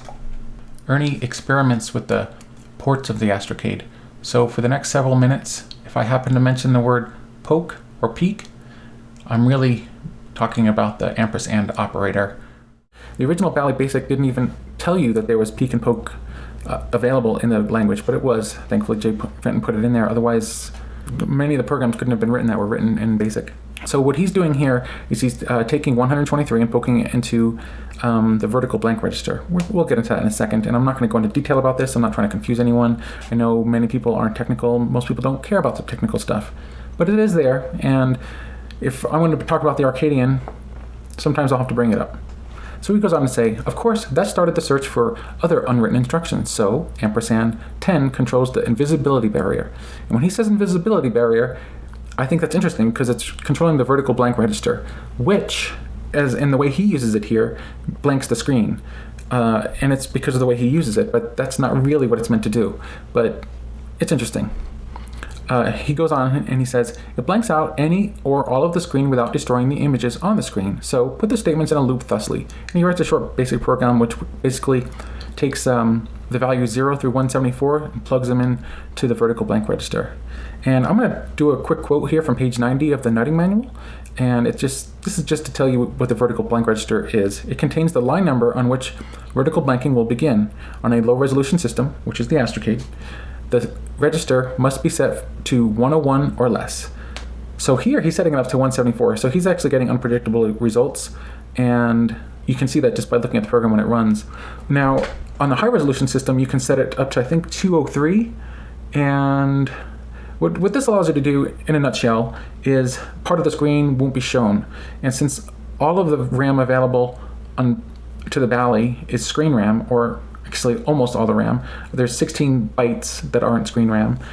The less screen that you don't show, you can actually put data there. Typically, many of the game cartridges would set the number to be 90, and so you'd get about, 12 lines at the bottom that aren't actually displayed, or 12 pixels that aren't displayed, 12 rows of pixels that aren't displayed, which can give you some extra RAM. I'm going to go into this in later episodes. I'm just trying to get you an idea, just a hint, a tidbit, really, of how little is known by users at the time. Even though those that had the basic manual, the original basic manual, didn't have a lot of information in it that was later put out in the Astro Basic Manual. He goes on to say about the short 3-line program that he writes. List it a couple of times to fill the screen with words, run it, and watch the words disappear, and then, from top to bottom, uncover 1/2 a pixel at a time. And he says that underlined with exclamation marks, which is really surprising for him. And it is kind of interesting to check it out. I'm actually going to put this letter in the show notes. It's not online currently, but I will, well, it already is scanned in. I will make sure to upload it to Bally Alley so that you all can take a look at it if you're interested. And much of this information is in Arcadian number 1, which I'll talk about in the next episode. Ernie goes on to say, put in a timer loop to slow the action down. And he says, this is a great tool for games where one can squeeze the trigger of the hand controller and the screen will blank out, or rotate the knob and turn the screen on or off in layers. So what I like about this, because I like video games, is that he's like discovering little things and he's saying, well, how can I use this information? I think I'm going to try to use this in a game. And I think that's what's really great about looking through this old information here. And he says, I haven't discovered an instruction that controls the X to, well, I guess he means the horizontal pixels rather than the verticals, however. And there really isn't one in the same way, which is why he hasn't discovered one. He does talk about a little bit later something that's similar. He says, if one wants to produce weird sounds or the equivalent of multiple notes, use the instruction ampersand open parentheses 20, so poke 20. And he doesn't say what that means here, and I'll explain in a little bit. And he says, if n is equal to 0 or 64, and he names many other numbers, the note is the note that is usually heard when reset is pushed. So if you have a few minutes, key in this program, run it, and pick out a sound you'd like to use in a program for special effects. And he has like a 5 or 6 line program, which is very short actually. It's only got like one command per line. And he says, the basic note stays throughout the program, but the supplemental notes vary in effects. All start at the lowest position of the 64-note chromatic scale and go to the highest. So again, I'm going to get some information out of the nutting manual. From page 103, it explains what he's actually doing here. I don't think he quite knows exactly what he's doing here either, but 20 is really, it's equal to 14 hex, and that's actually the vibrato depth register. And it's the amount of modulation will be set by the vibrato depth register, which are the first 6 bits of the output to port hex 14. The speed of modulation is set by the vibrato speed register, which are the upper 2 bits. And 00 is the fastest, and 11 is the slowest. Now, this is information he didn't have available to him at the time, so he's just playing around, poking things here and there, seeing what the results he's getting. If he could have had the nutting manual, he probably eventually did get it, but he wouldn't have had to bother with all this. So this reminds me of the Atari 8-bit user back in maybe 1980 or 81, before Atari was like giving out the information they required that was needed to program their own system. They were really shooting themselves in the foot. He goes on to say, I had a couple of professional programmers from the university where I work stop by yesterday to look at the Bally and Tiny Basic, and they were intrigued by the above. They had both seen Tiny Basic at the computer fair in Anaheim earlier this year and were very impressed by the power and potential of the Bally. Anyhow, it wasn't long until they got into the more serious side of the poke and peek statements. He doesn't use those words, but that's what he's talking about. For instance, they found that the keyboard is configured as follows, and then he has a diagram, and he explains how it's set up from a basic point of view. And all of this is explained in the nutting manual, so if you're interested, I'll try to make notes of where you'd find that in the show notes. And he gives some examples. He writes a short program, how you'd like peek the addresses and get one column. There's 4 columns you can access from the keypad. He said they also discovered that how to read the knob, which is kind of interesting because some of this is like you can read the knob from BASIC, but this would be the way to do it without using the way you would do it from BASIC, which really wouldn't be required unless you're writing a machine language, which people did end up doing, which is great. He also explains how to use the joystick using the same method. And he says, personally, I don't know what to do with the above information because Tiny Basic has built in all the capabilities I can think of for applications. Someone, somewhere, will think up uses for it, however, so I hope they will let us know. By the way, now that I have Tiny Basic and have run my Bally for a few hours at a time, the power supply gets extremely hot. In fact, it got somewhat warped in shape from overheating. Now, as you can see, this is written in October 1978. People have been having problems with overheating systems since that time. And he's going to go on and describe some things right here, which is very common to read about in forums nowadays for people who are having problems with their poor little Ballys. He says, and if I put in a different cassette, by that he means a cartridge, after it is hot, I can't get it to operate correctly until I power down and cool off the supply. Also, the cassettes do not stay in place unless I squeeze something between the eject button and the edge of the case. Now, that's a problem my own Astrocade has. I have to deal with that. I have a piece of paper that I stuff in there. The cartridges usually stay in, but sometimes they sort of just pop up a tiny bit because there's like a spring action that lets you get the cartridges out, which I guess is used kind of on the Super Nintendo in a way, but it's not a spring. On the Super Nintendo, the cartridges don't sort of pop out a little bit to stop working like they sometimes do in the Astrocade. And he says, sometimes the Tiny Basic cassette does funny things, such as put in numbers or letters I didn't key in, or change the colors of the screen when it's just sitting there untouched. Now, that sounds like he's got some chips that are going bad. And he says, I haven't received my service manual yet, but thanks in advance for getting Bally to do this for the Arcadians. And he goes on and he says, here's my $5 for a subscription to the Arcadian, a very modest fee. I hope you can pay for publishing and mailing. Well, I would assume that Bob decided that he couldn't because he only had the price of a subscription to the Arcadian be $5 for maybe a month. Even, I think by the time the Arcadian was shipped for the first issue, it had already gone up to $10. So he has a PS here, which I think is interesting because It's in the Astro Basic manual, but it wasn't in the original manual, and it isn't listed in the documentation for the original Arcade. It says, P.S. Number 3 hand control plugin is on the extreme right. For some reason, Bally numbered them left to right from the front of the machine as 1, 2, 4, 3, which is kind of very important to know, because when you're using Bally Basic, in order to save to tape, you have to use the Bally tape interface, which plugs into port number 3. If you were trying to plug it into the third port, that's actually port number 4. Why they would have numbered them in that way, I don't know. He has another postscript, which he's called PPS, and he dates October 30th, so a couple days later. And he says, since I wrote the letter, I did some more looping through the peek and poke statements and found the following. And he says 8 causes the screen to blank out and wipes out any program. The reason it's doing this, he doesn't know this at the time, is he's resetting the computer from consumer mode, which is set when you first turn it on, so to a low resolution machine. So then he's setting it to something that it doesn't understand. So he's basically just blowing up his system. Let's see. Then he's set to port 9, and he says it changes the screen to black and uncovers the screen from left to right 4 pixels at a time. And he doesn't know what this means either, but he's actually setting the horizontal color boundary and background color port. I just find this intriguing. I like that I'm getting a glimpse into what they had to go through to understand what was going on behind the scenes. And here he's just trying things. He's taking a number, he's putting it, hoping that there's going to be an output port there. He doesn't even, he probably realizes there's an output port, but he doesn't know what poking these numbers are going to do into these certain ports, because he doesn't even know what the ports do. He just figures they're going to do something. He probably started using loops and worked his way through until some of them seem to do things. He says port 13 in decimal does a lot of strange things, all of them causing a program loss, most of them freezing action, but some of them displaying a screen full of images such as memory, and some delete the cursor, some leave the cursor displayed. 24 turns the screen black, and a couple display the word overflow from the calculator function. Well, what 13 is it's the interrupt feedback register. So that's something you'd not want to change, not unless you're doing it on purpose, because you're making it jump to somewhere else in memory, and it's going to crash your program if you just put in some number, which he didn't know that, though. He says 18 gives some variations of musical tones. What he's doing there is he's setting the tone B frequency. 19, he says ditto, which you don't really hear that word anymore, ditto, but it's for other musical tones. And what he's doing with 19 is he's setting tone C.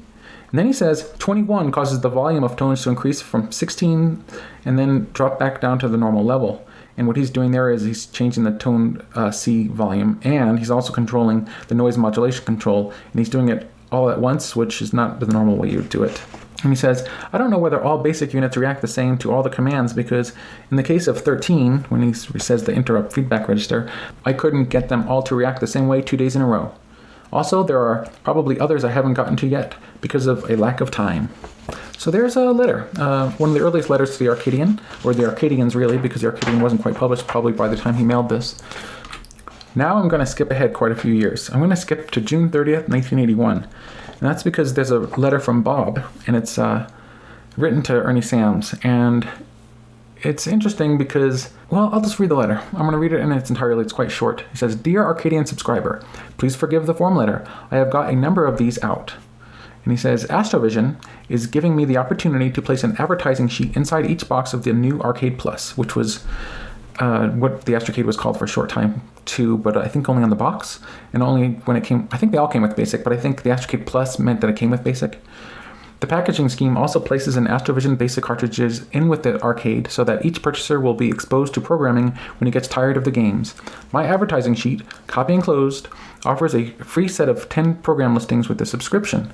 These are taken from various issues of the Arcadian and are a mixed package, big and small. I would like to include your program, Bingo, in this offer. I am also offering the same group of programs on tape to these new subscribers at $7.50, and I intend to pay a royalty of 25 cents per program to the authors for each tape sold. We will do all the reprogramming necessary to get it to work with Astrovision Basic and the mechanics of making tapes. I would appreciate the return of the lower half of this letter indicating your agreement with the above.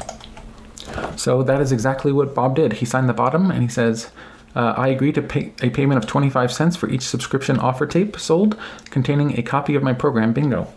And he signed it on July 7th, 1981. Now, as far as I know, I've not seen a program tape that contains the 10 programs that are in the Welcome to the Fascinating World of Arcade Programming, which is the 16-page, I guess, package that has the 10 programs that are listed. That is available online, and I will make a a note to it in the show notes so that you can check it out if you're interested. Ernie also included a letter to Bob, which I'm going to read some of it anyway. He says, this is from the same day, July 7th, 1981. Dear Bob, it's been a long time since I've written or talked to you. You've done a great job in keeping the Arcadian going through its formative years. I know the first year or so, when we were trying to find something to write about, was tough. Now, however, with all of the hardware and software support being provided by various people and groups, you have to keep up with the technology and write articles that we lay people can understand. That, too, is tough. Anyhow, I still look forward with enthusiasm for each issue of the Arcadian. Like you, I, too, have an Apple. I got mine a couple of years ago, and that's one of the reasons you haven't heard much from me. I got the whole works, AppleSoft with an insert card. He goes on to say what he has. And he says, it's fun, but my Bally has just been sitting around virtually unused.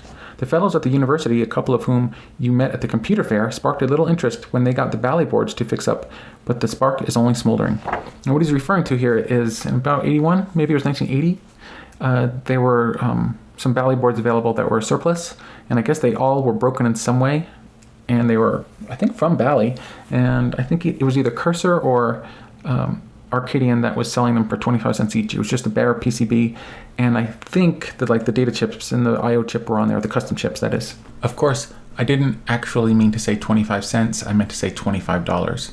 Since I'm interjecting some information here, I might as well add that I looked up when the salvage board announcement was made in the Arcadian, and it was in the March 1980 issue.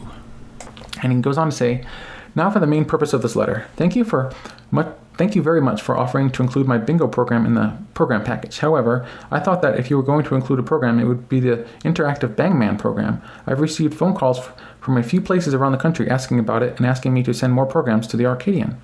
So, if you want to use Bangman either in place of or in addition to bingo, you have my permission to use it on the same basis as your current royalty offer. Now, all we need is a computer-generated centerfold each month so the subscription sales will reach 1 million. See enclosed sample. Just kidding. But wouldn't it be great to have a substantial subscription increase? Thanks again, Bob. And when the new ad under becomes available, you may be hearing from me again.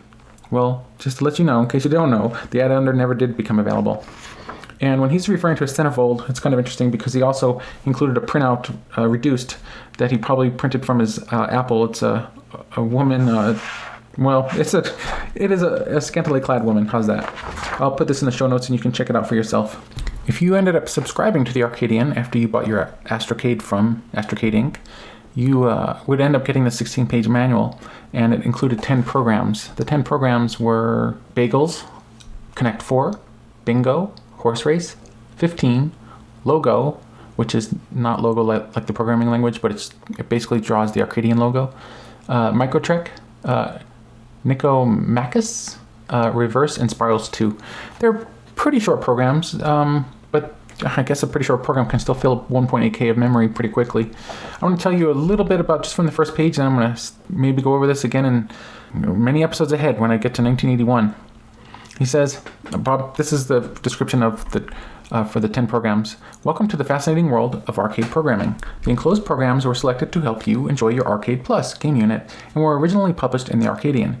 If you review the programs included here against our listings in the Arcadian, you will find that we have made some procedural changes in order to be compatible with your new basic cartridge. These programs are presented as listings, all of the instructions necessary for the computer to operate in a standardized format that the computer understands. These programs have all been checked for operation and you should have no problem with them. Read the basic manual that came with BASIC in case you have difficulty. And here are a couple of instructions that are useful for any program you wish to enter. Make no modifications. And then he goes on to tell you how to type in a program basically. And the punctuation marks have a different meaning to the computer. Do not substitute, add, or delete any. So he basically just tells you and explains how to type in the programs. And then the rest of the 16 pages are listings of the programs and how to use them. And they're pretty interesting. I expected these programs to match a tape that was released called The Best of Arcadian 1980. But it actually turns out they're totally different programs on there. And I haven't seen a listings or a tape that has these programs on it. These are all archived already on ballyalley.com. But if they were archived on one tape for subscribers, I haven't seen it. If you have it, or if you heard of it, or if you even have spotted an ad for it in the Arcadian, let me know. I'd be interested to see that. Paul Thacker's joining us on the podcast now with his own segment. He's going to be discussing the Maryland user group. that Richard Belton mentions in a letter to Bob Fabris. He's also going to be covering a newsletter that is from this user group. At the end of his segment, Paul mentions that Richard might have done well to create some hardware because he'd made some already at this time. Well, Richard did end up going on to make some hardware for the Bally. It's called the Ball Check. It's a hardware unit that can be used to check Astrocades that are not working. I have a couple of these, but I have not used them myself. If you keep up with the Astrocade, perhaps you've heard of the Astrobugs user group from Michigan.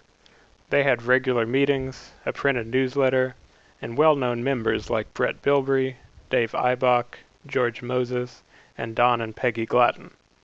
But what about the other Bally user groups? Well, we got a glimpse into one of these with an update to Bally Alley on July 3rd, 2014. In the correspondence of Arcadian editor Bob Fabris, I found a letter from Richard Belton, dated May 29, 1979. He sent Bob a copy of Arcadian Local News, the newsletter for the Maryland user group that Richard was running. The newsletter is dated May 30th, 1979. The main news item is Richard's attempt to contact Bally regarding their plans for an expansion keyboard. Charles Vollmer, a Bally National Service Manager, replied to Richard's letter and asked Richard to call him. Richard reported on the phone call as follows, quote, "He informed me that they are awaiting a ruling by the FCC on Texas Instruments' appeal on Rules Part 15, concerning RF modules for home video games. If Bally tools up for the keyboard and memory now, it will have to be designed and shielded to meet new FCC specs on peripherals, as they must be shielded as not to radiate RF above FCC specs. Mr. Vollmer said the cost and/or savings could be as much as $200 or $300, which if the FCC would grant TI's appeal, could be put in hardware, more memory, or even savings on the final product. So if Bally comes out with a $600 to $800 unit now, it won't sell if TI, Atari, APF, Cybervision, and any other unit by any other manufacturer would and could possibly sell for possibly hundreds of dollars less.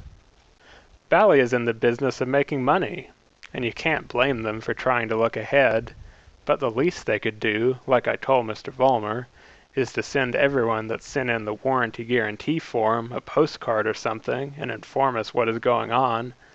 Tell us why they don't plan an expansion unit this year, but they intend to do so next spring or fall or whenever.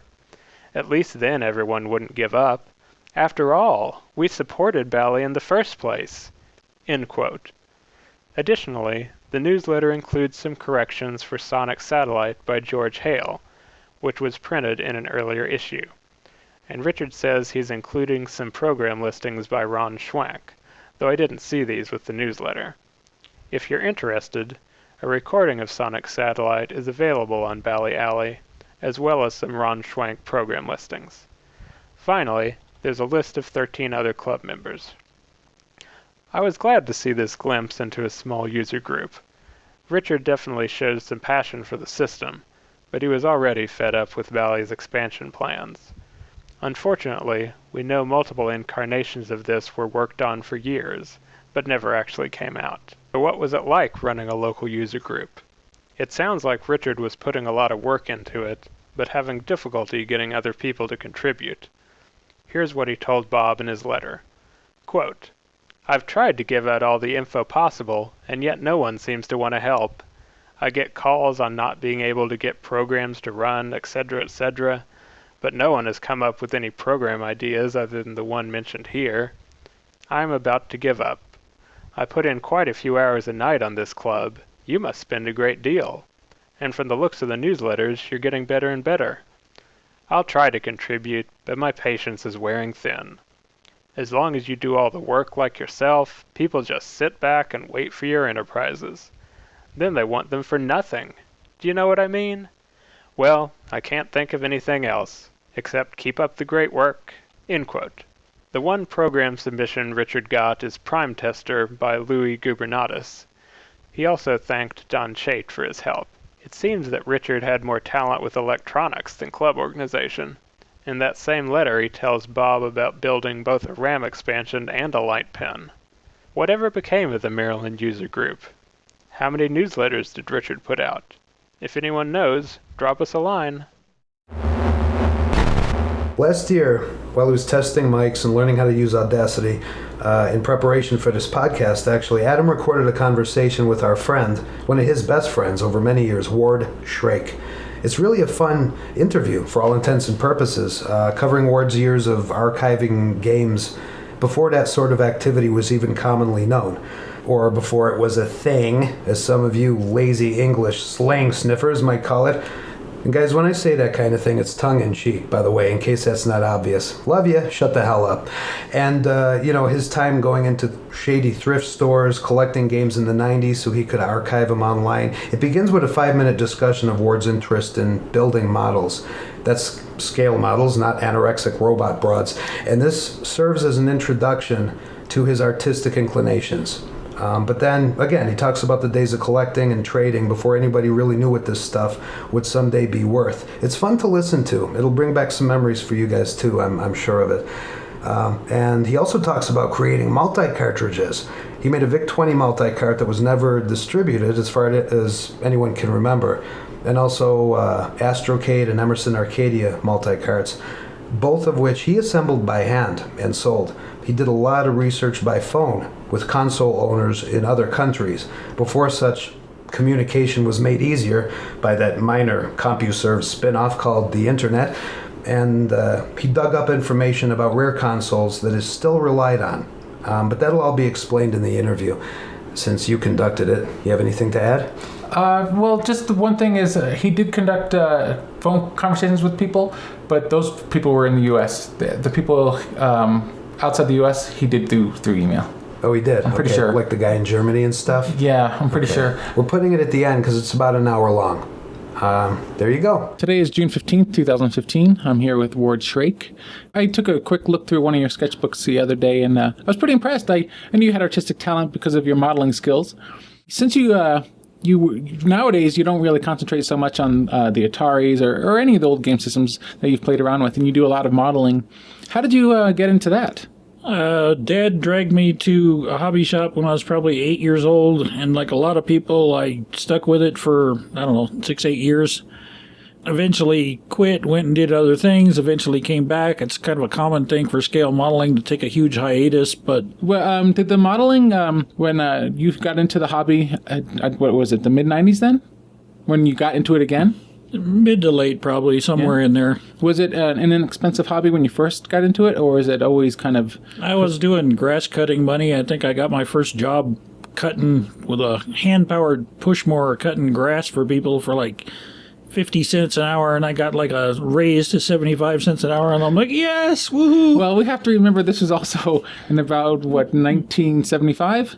Yeah, thereabouts. 78 at the latest. So that's like $1 million an hour today. Yeah, pretty much. Right.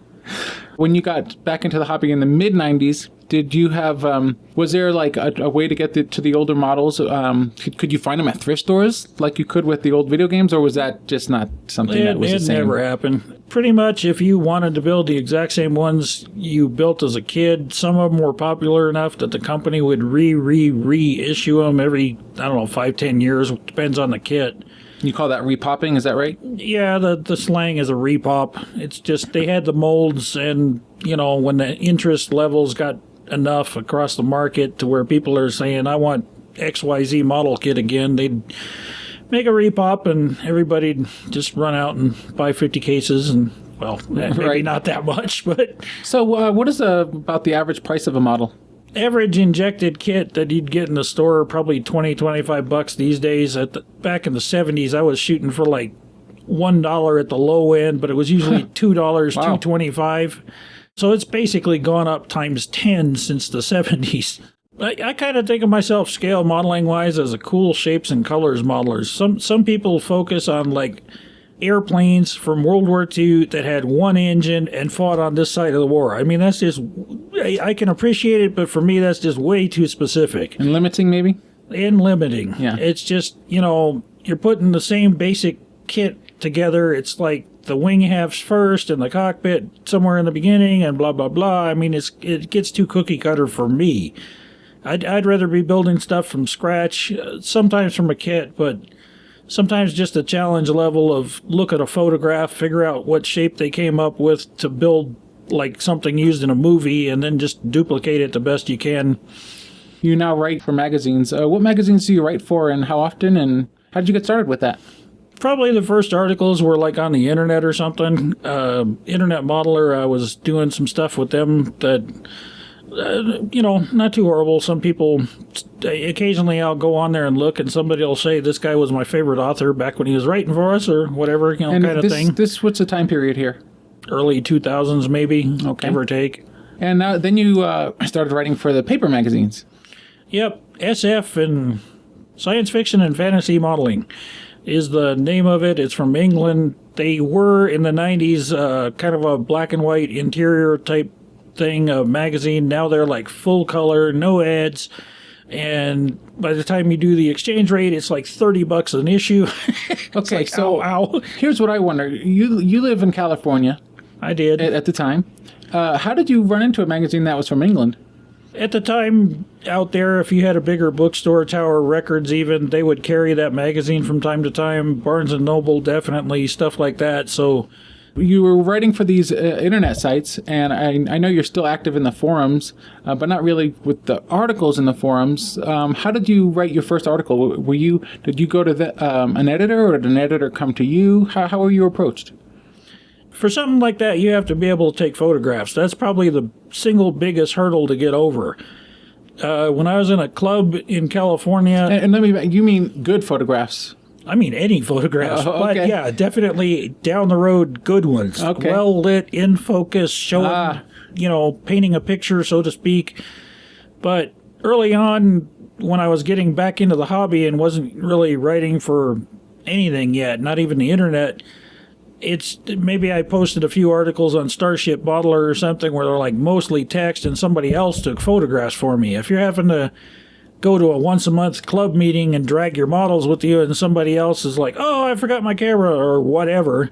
Oh, and I guess back then everyone didn't have digital cameras. I mean, this was the 90s. No such animal in an affordable... But, you were happy at the time if somebody especially that knew what they were doing was willing to take with the film cameras and stuff, if they're willing to take the time. If they forgot their camera, you just didn't gripe about it because you were still grateful. I think I just kind of lucked out and I was figuring, okay, I'm getting good enough to where I think I could, kind of expand on what I'm doing. And I'm starting to do scratch building from photographs and stuff. So let's explain the difference here. Scratch building as opposed to the models in a kit. Models in a kit, somebody else has already figured out the sizes, the shapes, and they've made you parts that are cast in those, hard, solid, ready-to-go form. It's kind of like a 3D puzzle, and you're gluing the pieces together and painting it. Or even snapping them together. Even snap-togethers.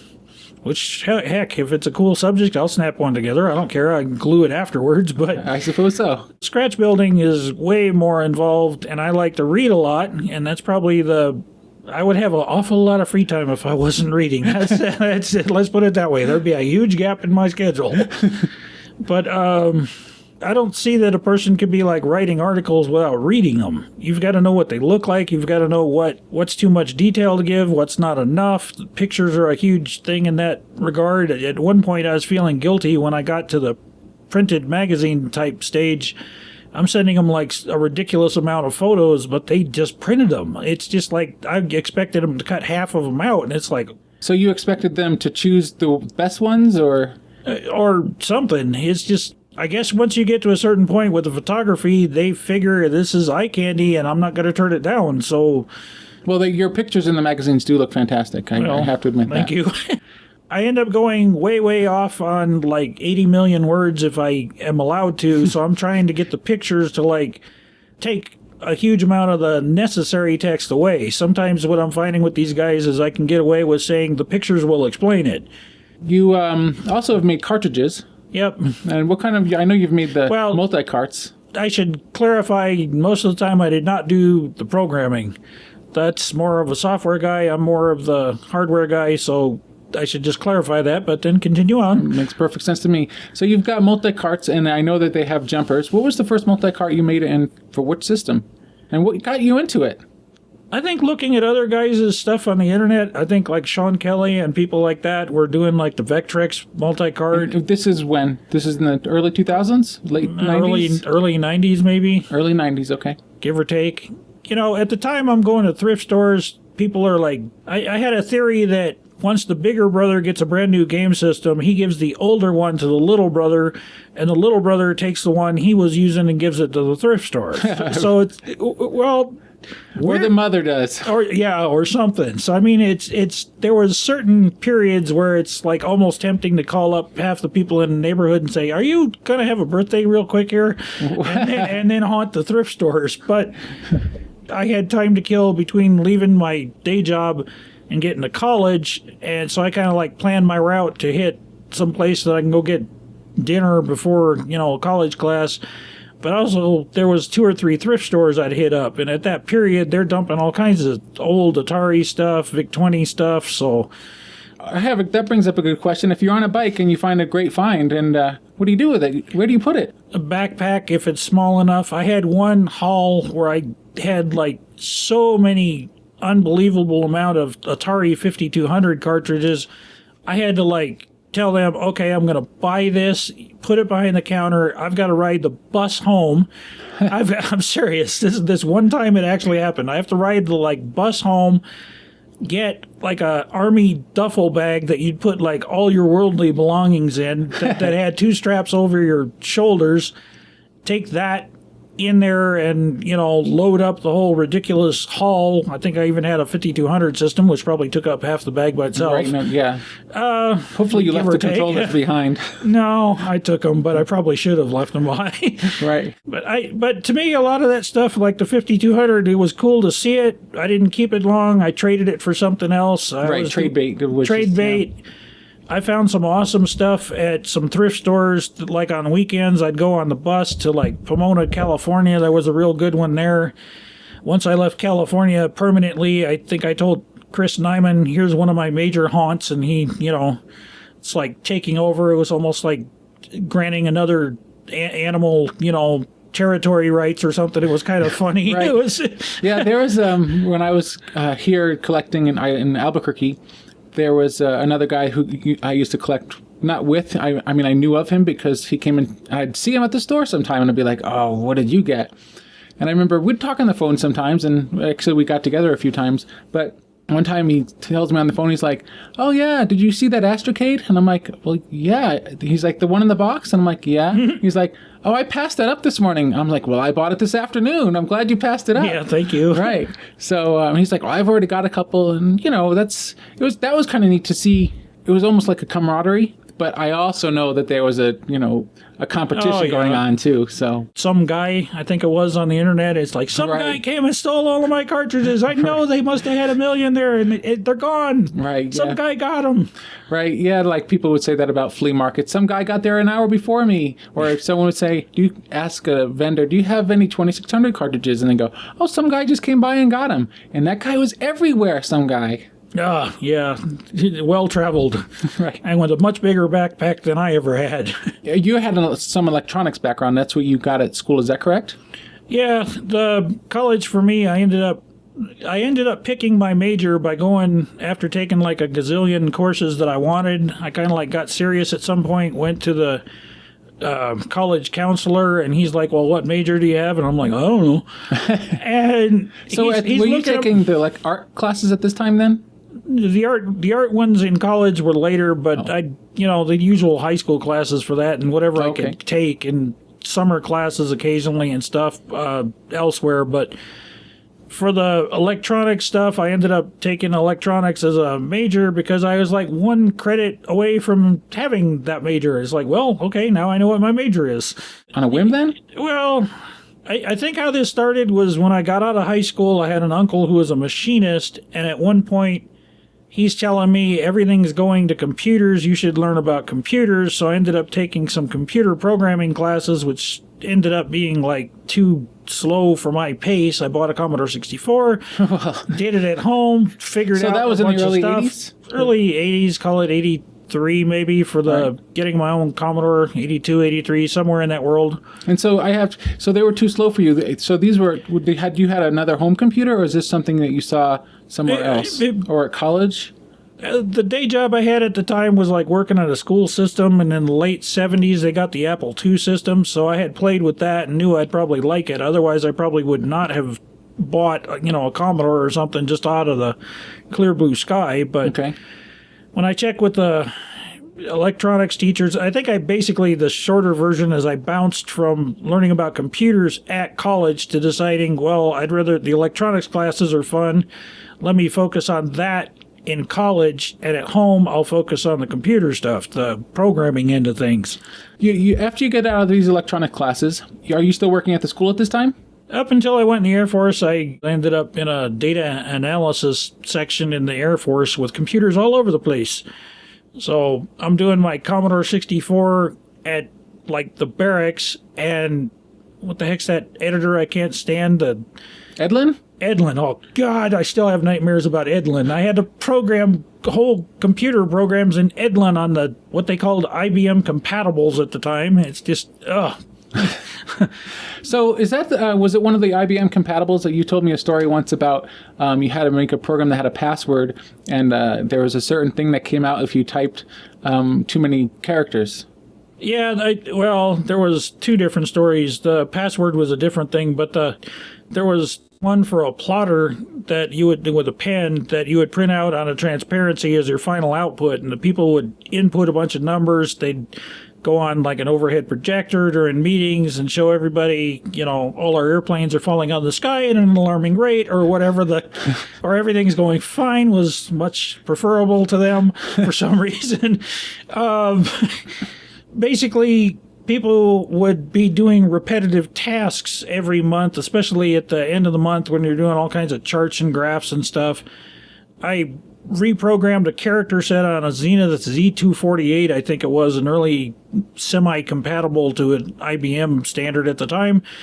I made Pac-Man come out and eat any extra letters and then go back off the screen. And somebody screamed at me the first time it happened, and the rest of the office is like, okay, what'd you do now? And I'm like, I don't know. And then it was like Pac-Man, which I had put in 3 weeks before and forgot about. And it's like, oh. And then everybody was like, well, I want to do mine. You're not going fast enough. And it's like they were making Pac-Man come out. Right. You couldn't. Well, what else is there to do? You're going to either have graphs or you can look at Pac-Man. I suppose it's more interesting at least. Well, Pac-Man I guess it was kind of cool. This is way before emulation or anything else. So right, this would have been in the 85 to 89 is when I was in. So, you're looking at black and white screens. CD-ROMs were off in the future, at least as far as we could ever afford. Mises, mouse, whatever. And when you say we, you mean the Air Force, which could have afforded them. They could have afforded them, but it's kind of like they put all the really great at the time hardware on somebody's computer who hated computers and would never use it, and had enough rank to say, no, I'm not going to play with this. That's what I have you for. It's like, okay. You sure I can't steal your much better computer and use that? And it's like, no, it has to be a decoration. Since you couldn't use Edlin, how come you didn't get another editor?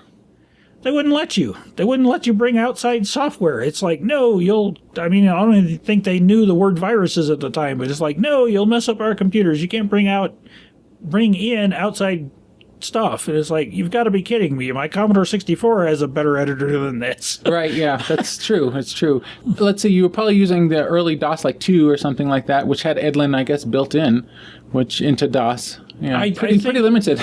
I think I've intentionally cut those circuits in my brain completely out and don't remember on purpose. We'll skip that. Let's get back again, I guess, to your first multi-cart. You obviously wanted to play a few of these games, and you didn't have some of them. So you wanted to burn a ROM. How did that work? I'm trying to remember which one was the first as far as me just playing with it at home. And I'm thinking that was maybe the Arcadia because that was relatively simple. And I probably And you mean the Arcadia 2001 Emerson? Yeah. The reason that one was easier is it just plugged into a cartridge slot and there was no physical space limit. The Bally Astrocade, which I did much later, was like fitted into the size of a ordinary cassette tape type of a size. And it's like, that was not overly fun. It was a challenge and, it worked eventually. But when you've got a breadboard with 6 square inches to play with and, left and right, up and down, it's like you can put whatever on there that you want, desolder it if it doesn't belong, put something else. You've got all kinds of room to play with. Once I kind of got things worked out, okay, I put the switches here, some pull-up resistors over there, et cetera, and kind of work it out in big format, then you can kind of start saying... What do you mean in big format? Did you make a prototype of it first? Is that what you mean? Yeah, breadboarded prototype. It's just a giant circuit board that you could get at a electronics surplus place, which is probably what I did at the time, and just plug it in. I think I had some adapters because I did all kinds of cartridge archiving where you're taking a physical cartridge from a thrift store or somebody loans it to you and you're like reading in the contents into your computer. Eventually you end up with enough programs stored on your computer that you can burn them back out onto a ROM chip and then kind of like subdivide the like ROM an EEPROM chip. An EEPROM chip, exactly.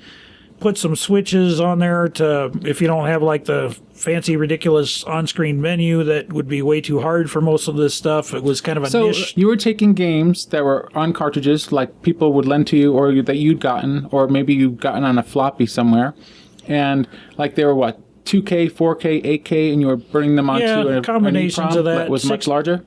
16K was about the max for anything I was playing with, and that was kind of rare. 8 and 4 were pretty common, and 2K, there'd be a bunch of those. We have to say the time period here is before all of these things were being available on the internet. Most of these games weren't available just to download from some website. You had usually FTP sites at the time. Yep. So you were trying to get these games for other people to play, correct? Well, if we're going to go that far back, what I was thinking was going to happen... What is that far back? What do you mean? You got most of the assumptions correct, but it's like you have to add a few more. This is like back in, to me, everybody else is playing with 486s, and I've still got a 386. I'm logging on an hourly pay basis to like whatever service is available. You're paying the phone company for the phone line that you're using, which is kind of like, you're just made an hour-long phone call and you're getting billed for it that way. Oh, you were paying long-distance charges?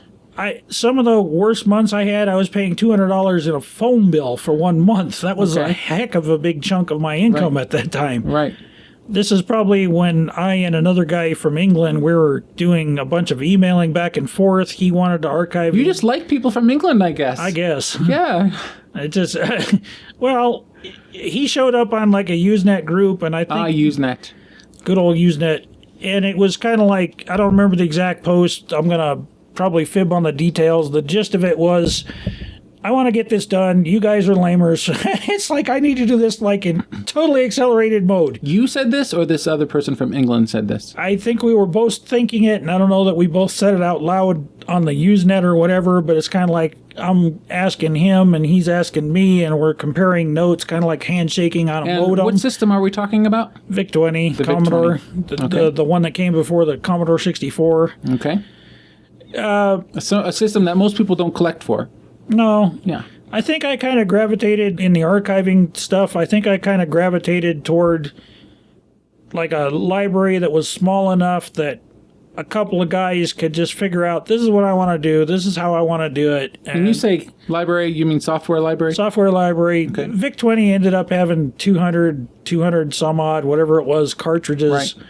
And, I was, my first computer was a Commodore 64. And I remember the VIC-20 from slightly beforehand, and I never would have guessed back in at that time that it ever had that many games. I know all those cartridges weren't games, but most of them were. And to me, that thing was like a flash in the pan. It appeared, it disappeared, the Commodore 64 replaced it. So I remember seeing in the 90s, the early 2000s, the lists of like games for pretty much any system, but especially the VIC-20, because I didn't think that thing had anything released for it. That was kind of, in a weird and positive way from a certain perspective, that was kind of a marketing thing that Commodore did. They kind of wanted you to forget about the VIC-20 so you'd buy the 64. At the same time, they made a lot of the hardware, the disk drives, the tape drives, and whatever compatible, so if you already had the VIC and you were looking for an upgrade, it was kind of like buy the keyboard for $200 and you're there. Right, at first. Which beat shelling out $1,000 for everything from scratch. So a lot of guys, when they saw the Commodore 64 and what it would do, it's kind of like, okay, VIC-20 is going to Little Brother or thrift store or whatever. So, I mean, there was definitely a base out there long before I and Paul LaBrosse from England came along, but... well, I remember reading in the letters column, and I think it was a Computes Gazette, and this was in probably 87, 88. A man wrote in saying he wanted to do some word processing on his VIC-20. And that magazine still covered the VIC-20 at that time. I think it covered the Commodore 64 and the VIC-20. 87? Yeah, I think so. Yeah, it was probably. about then. And he was referring to his VIC-20. And remember, this is only, 6 years after the computer came out. He was referring it to his old Model T. So it's interesting how quickly that computer became obsolete. Dead. Right. History. I guess it had a 22-column display that had probably something to do with it. Yeah, that probably had a lot to do with it. But... like that game that I had written in or not game, but the little computer program in the Air Force where I had reprogrammed the character set to have Pac-Man come out. That was like skills from VIC-20 and Commodore 64 stuff that I just misapplied to Air Force computers. You get these ideas for making multicarts. You make your first one on a breadboard. Yep. And after that, where do you go from there? These are just for you, right? I mean, I ultimately know that wasn't true later, but initially you just made this for yourself, correct?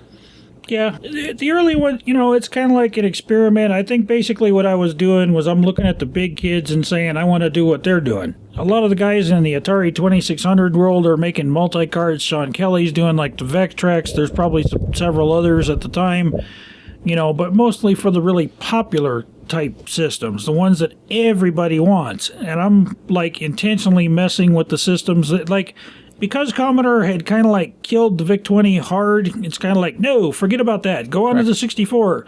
A lot of people, it worked what they did. It basically worked, yeah. So I'm going to thrift stores, I'm finding these old games. Some of them are utilities and stuff, which is kind of what people remember. It's like, oh, those were boring. Right.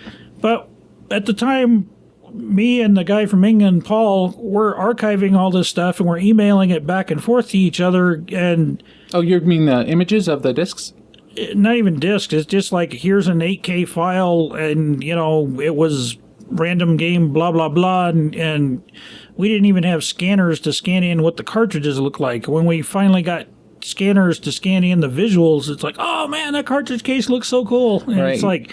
But yeah, in fact, I remember a few years back I asked you for a scan of the Home Babysitter cartridge, because I think that is just such a hilarious name for a cartridge. And you can just imagine taking your kid, plopping him in front of your computer and saying, okay, honey, let's go out for dinner tonight, and maybe we'll catch a movie afterward.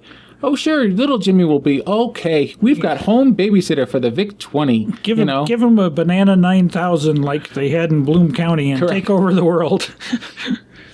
Some of the cartridges, one of the things I thought was, after a while, when we kind of got into an established pattern, Paul and I on the archiving, it was kind of a treasure hunt, sort of, because it's like boring, woo, and it's just like you never knew what you're going to find, or if you're going to find anything. Boring, so maybe no finds, and then, or just like utility finds and stuff. Because I don't recall there being a ton of utilities for the VIC-20. I remember like a word processor called like Quick Brown Fox or something like that. Yeah, that was a few other things. Some of them were kind of cool, even if they were utilities, just to see it, because you like saw the ads and never in your life saw the cartridge. So it was kind of cool to see it in real life and archive it and play with it and say, on the real hardware. On the real because there's hardware. No emulator still. Yeah, that's where I was saying the assumptions came in earlier. Basically, Paul at one point told me, well, I'm playing these on my IBM. And I'm like, huh? And he's like, I got this program called PCVic, and it like is running the programs that we're dumping or archiving. And I'm like, huh? And he's like, well, you might have to buy a 486. I'm like, I'm not going to upgrade to a 486 to make my IBM compatible think it's a VIC-20? I've got a VIC-20 right here. Right. He had to talk me into it. At first I'm thinking like, there's no way in heck this is going to work. And I try it and I'm like, oh my God, it works. Did you first try it on your 386 then? Yeah, or whatever the heck I had at the time, but I'm always behind the times. It's like, I guess when I'm thinking boring finds, sometimes you're looking for a specific, like the VIC-20, and it's like, you just came across, and I'm not picking on the system, a bunch of TI-99 cards. And it's like, well, this is fine as trade bait, but this ain't what I'm looking for. Did you buy them? So would you buy stuff like that? I'd buy them anyway, and use it as I'd trade bait the heck out of them. Yeah. And some guys were totally loving my trade type mindset. Actually, I had a theory at one point. The more you're endangering your life by being at that thrift store or something, the better your odds of finding something cool. Some guy stayed out of there, and I didn't. Makes sense. Yeah, in the mid-'90s and toward, not so much even in the late 90s anymore, but I when I first started collecting in about 93, 94, like really getting into collecting from just about any system I could find, I would find some stuff that was new, and it was pretty interesting. I would get like I remember at KB's, I bought like 35 2600 cartridges at once for 99 cents each, and they weren't even in the store on display. I remember going in there because I'd gotten a 5200, and if you can believe it, the controllers did not work. So That would never happen. So I was going around looking for controllers, thinking somehow that I would come across working 5200 controllers at brand new, but what did I know? So I went into like toy stores and stuff saying, do you guys have anything in the back? And this guy, actually it was a woman, she's like, I don't think so, but let me check. So she went and checked. She's like, well, we do have some Atari stuff, but I don't think it's what you're looking for. And I said, well, can I see it? And she brought out a box. And what's funny was there was probably 300 games in there. So I just bought one of each different one. You know, I bought one of each. Major score. And promptly I threw away the box. You know, I didn't need it. I might have kept the instructions, but I didn't need any of that. The original manufacturer's box and Right, stuff? yeah, they were shrink wrap stuff. So you'd get so used to paying, at least for me, I was so used to paying like a quarter or something like that at a thrift store, or $1 for something new, that when I first started seeing like stuff for sale on the internet, and this is pre-eBay, and whichever one, you know, says, oh, things are overpriced, but I would be seeing stuff for like $5, and I'd be like, $5? Are you nuts? That's crazy. I was probably on the opposite end from some guys of the trade bait spectrum, because I'm like getting any system I find. If it's a cart and somebody's going to buy it or trade it, I want it. Because at the time, it's like nobody's coughing up VIC-20 carts. They're in the garage and they're not willing to go look for them. If only you knew me at the time. I did have a very large collection of VIC-20 cartridges.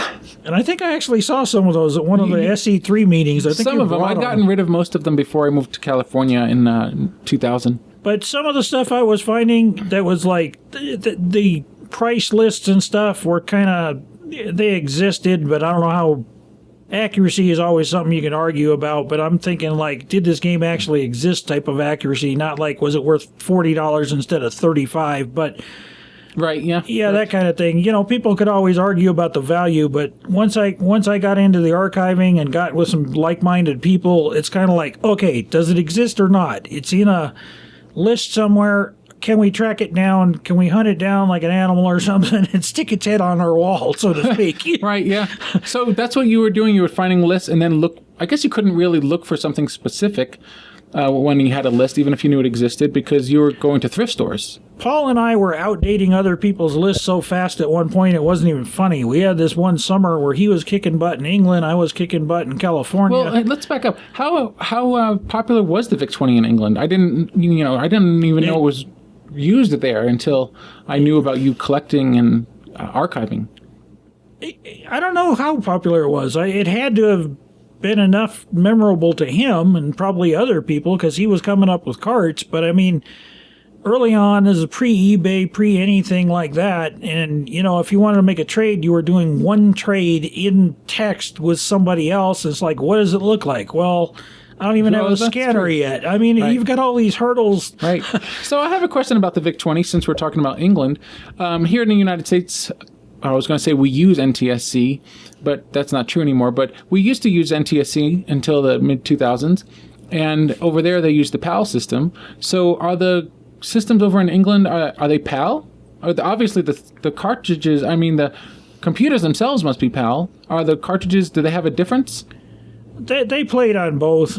We kind of wondered that. If I remember correctly, I think we wondered, well, are your carts even going to work on my system? But we found out real quick, yeah, unless they're doing something really crazy with the raster display or something, it's going to work. It's right. Pretty much, the hardware will kind of make up the differences. The game code is just telling the chips what to do, and the interfaces will work themselves out. Even at the best, even without any problems, like on the Atari 8-bit, what ends up happening is the code runs at 50 hertz instead of 60 hertz, so it's always slower. Yeah, cycles per second for nerds like me. So it was... I guess even if it ran perfectly and didn't mess up the screen or anything, you were still playing a game slower. So you had an advantage in England. You could get higher scores, couldn't you? I don't know. Wow. I just talked to the people out there. I actually did go there once or twice, but I mean, as far as like staying, I don't think I ever played a single game when I was there. In the Air Force, Yeah, Air Force. I volunteered as what they called a speedy driver just to get over to England and get out of the States for a while. A speedy? I guess that's another whole subject. That glorified taxi driver. That's just what they called it on one base. Going back to a different thing, the thrift stores, hitting those up all the time. There was kind of a certain period where I'm like being real open about what I'm doing on the internet, and it's like at first it's like nobody's going into the garage to dig out their old VIC-20 stuff. Even people who had it. Yeah, it's like, well, it isn't worth the effort. I want Atari stuff, and you don't have any to trade me, so it's like, I'm going to have to hit up more thrift stores here. Between my day job and college, I'd have maybe 2-3 hours, depending on the class, in between to kill anyway. Wow, that was a terrible schedule you had. Yeah, it was what it was. Whatever the time period was, even on a bicycle in California, it's like, okay, I'm hitting up three thrift stores today, not just 2.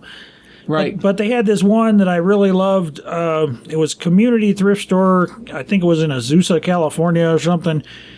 The sign outside was missing a couple letters, and we had like a buddy of mine, we used to have like a private running joke. We called it Communist Thrift Store instead of Community Thrift Store, just because their prices were insane in your favor. Because they were like a for-profit one, and they wanted to crank that stuff out. It's like, I want to sell it today so I can fill the store up with more stuff tomorrow and sell that too.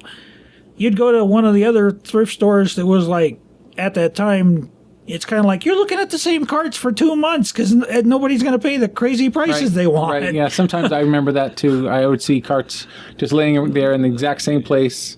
So I have a question about your gaming.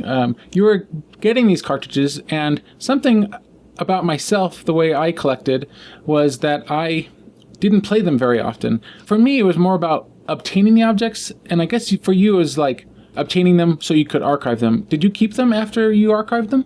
Paul wanted, the guy in England wanted the boxes, what I called the boxes, the plastic case with the cards. From the beginning, that was basically what he wanted.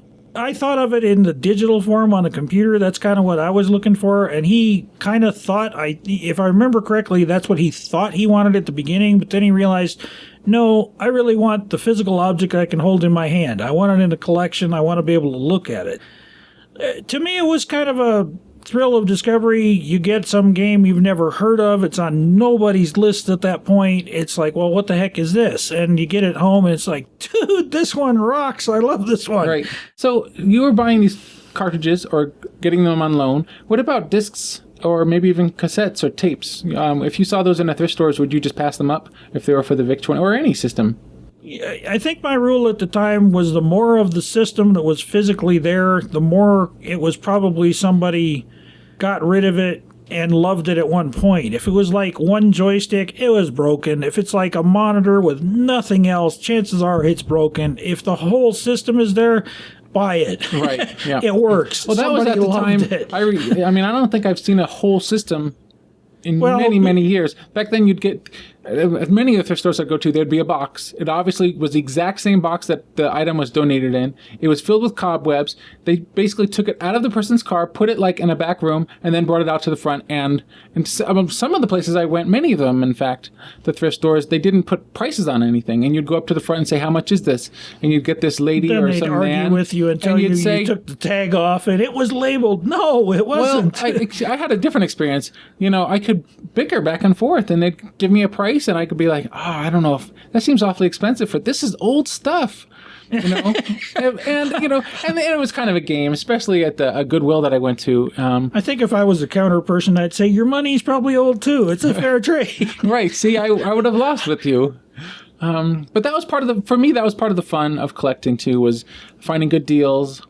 But nowadays I like to play the games. But eventually what I ended up finding was there was multicarts. And I was like, multicarts? What are these mysterious multicarts? Let me back up way up for a minute and go off on a little tangent. When Paul and I were archiving the VIC-20 stuff, my honest opinion of how many people were going to play this besides him and me was about 6 people. This is before emulation. You're doing dial up through the phone service at $10 an hour. That's it. I didn't have that experience in the 90s. I paid a monthly flat rate. That's because you probably live in a real town. Huh? When emulation came up, that was a huge game changer as far as the amount of people that were going to see what we were doing. But when Paul and I started doing the VIC-20 archiving, you're going to the same, FTP sites. You're downloading the same programs. You're putting them on like floppy disk and loading them in RAM on the Commodore VIC-20, and they didn't work. Well, how would people? Okay, let's say they were able to access an FTP site. Let's say in 1995 or 97, I go and I find this FTP site where you've uploaded an image. That does work. Okay, that's been dumped correctly. Yeah, dumped correctly. So let's say I download it. How would I play that? I mean, would I have to burn an EEPROM? The VIC-20 RAM expansion was really pricey at the beginning, but by the time the VIC-20's market was in its waning years or months or whatever, you could expand. You could put 32K worth of RAM in that thing, and you would just... And it shipped with 5K, correct? Yeah, some ridiculously low by today's standards. It's like does not compute that it's that low. I mean... 32K does not compute either for most people, but... The entire computer, everything in it was the equivalent of just not even picking a fancy font, but just bare text was maybe like 2 pages worth of text if you didn't fill up the pages. I mean, that was it. That was the whole thing. Oh, you mean if you were to type in... Yeah, I'm just thinking in terms of keystrokes or characters. 5K is like 5,000. It's like hit one key 5,000 times. That's it. That's the whole computer's RAM, ROM, brain... everything. It's so adding 32K was like freaking ridiculous at the time. That makes a lot of sense, right? It's like 6 times more memory than you had before. Yeah, it was expansion wise, it was crazy. You could, like, if you had the equipment to do it, you could somehow get your cartridges to become like a floppy disk program instead if you could afford a disk drive, etc. When Paul and I were starting out on this stuff, we're looking at the files, we're confirming, okay, it's like a third of these or whatever the figure was are bad dumps. And it's like maybe 50, 60 programs. It turned out to be maybe a quarter of the library total is there, even counting the bad dumps.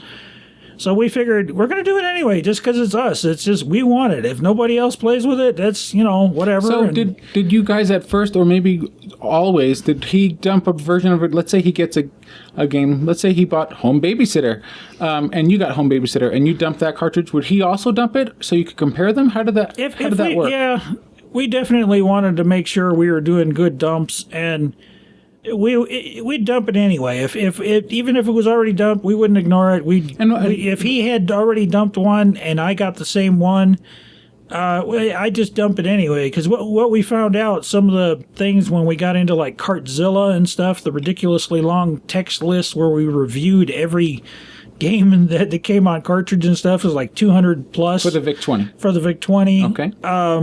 The lists kind of grew. I think by then Paul pretty much had what he wanted, and I kind of ended up doing most but not all of the Cartzilla stuff. He had definite input on certain ones, but... Now, what did Cartzilla contain? It was just a long list?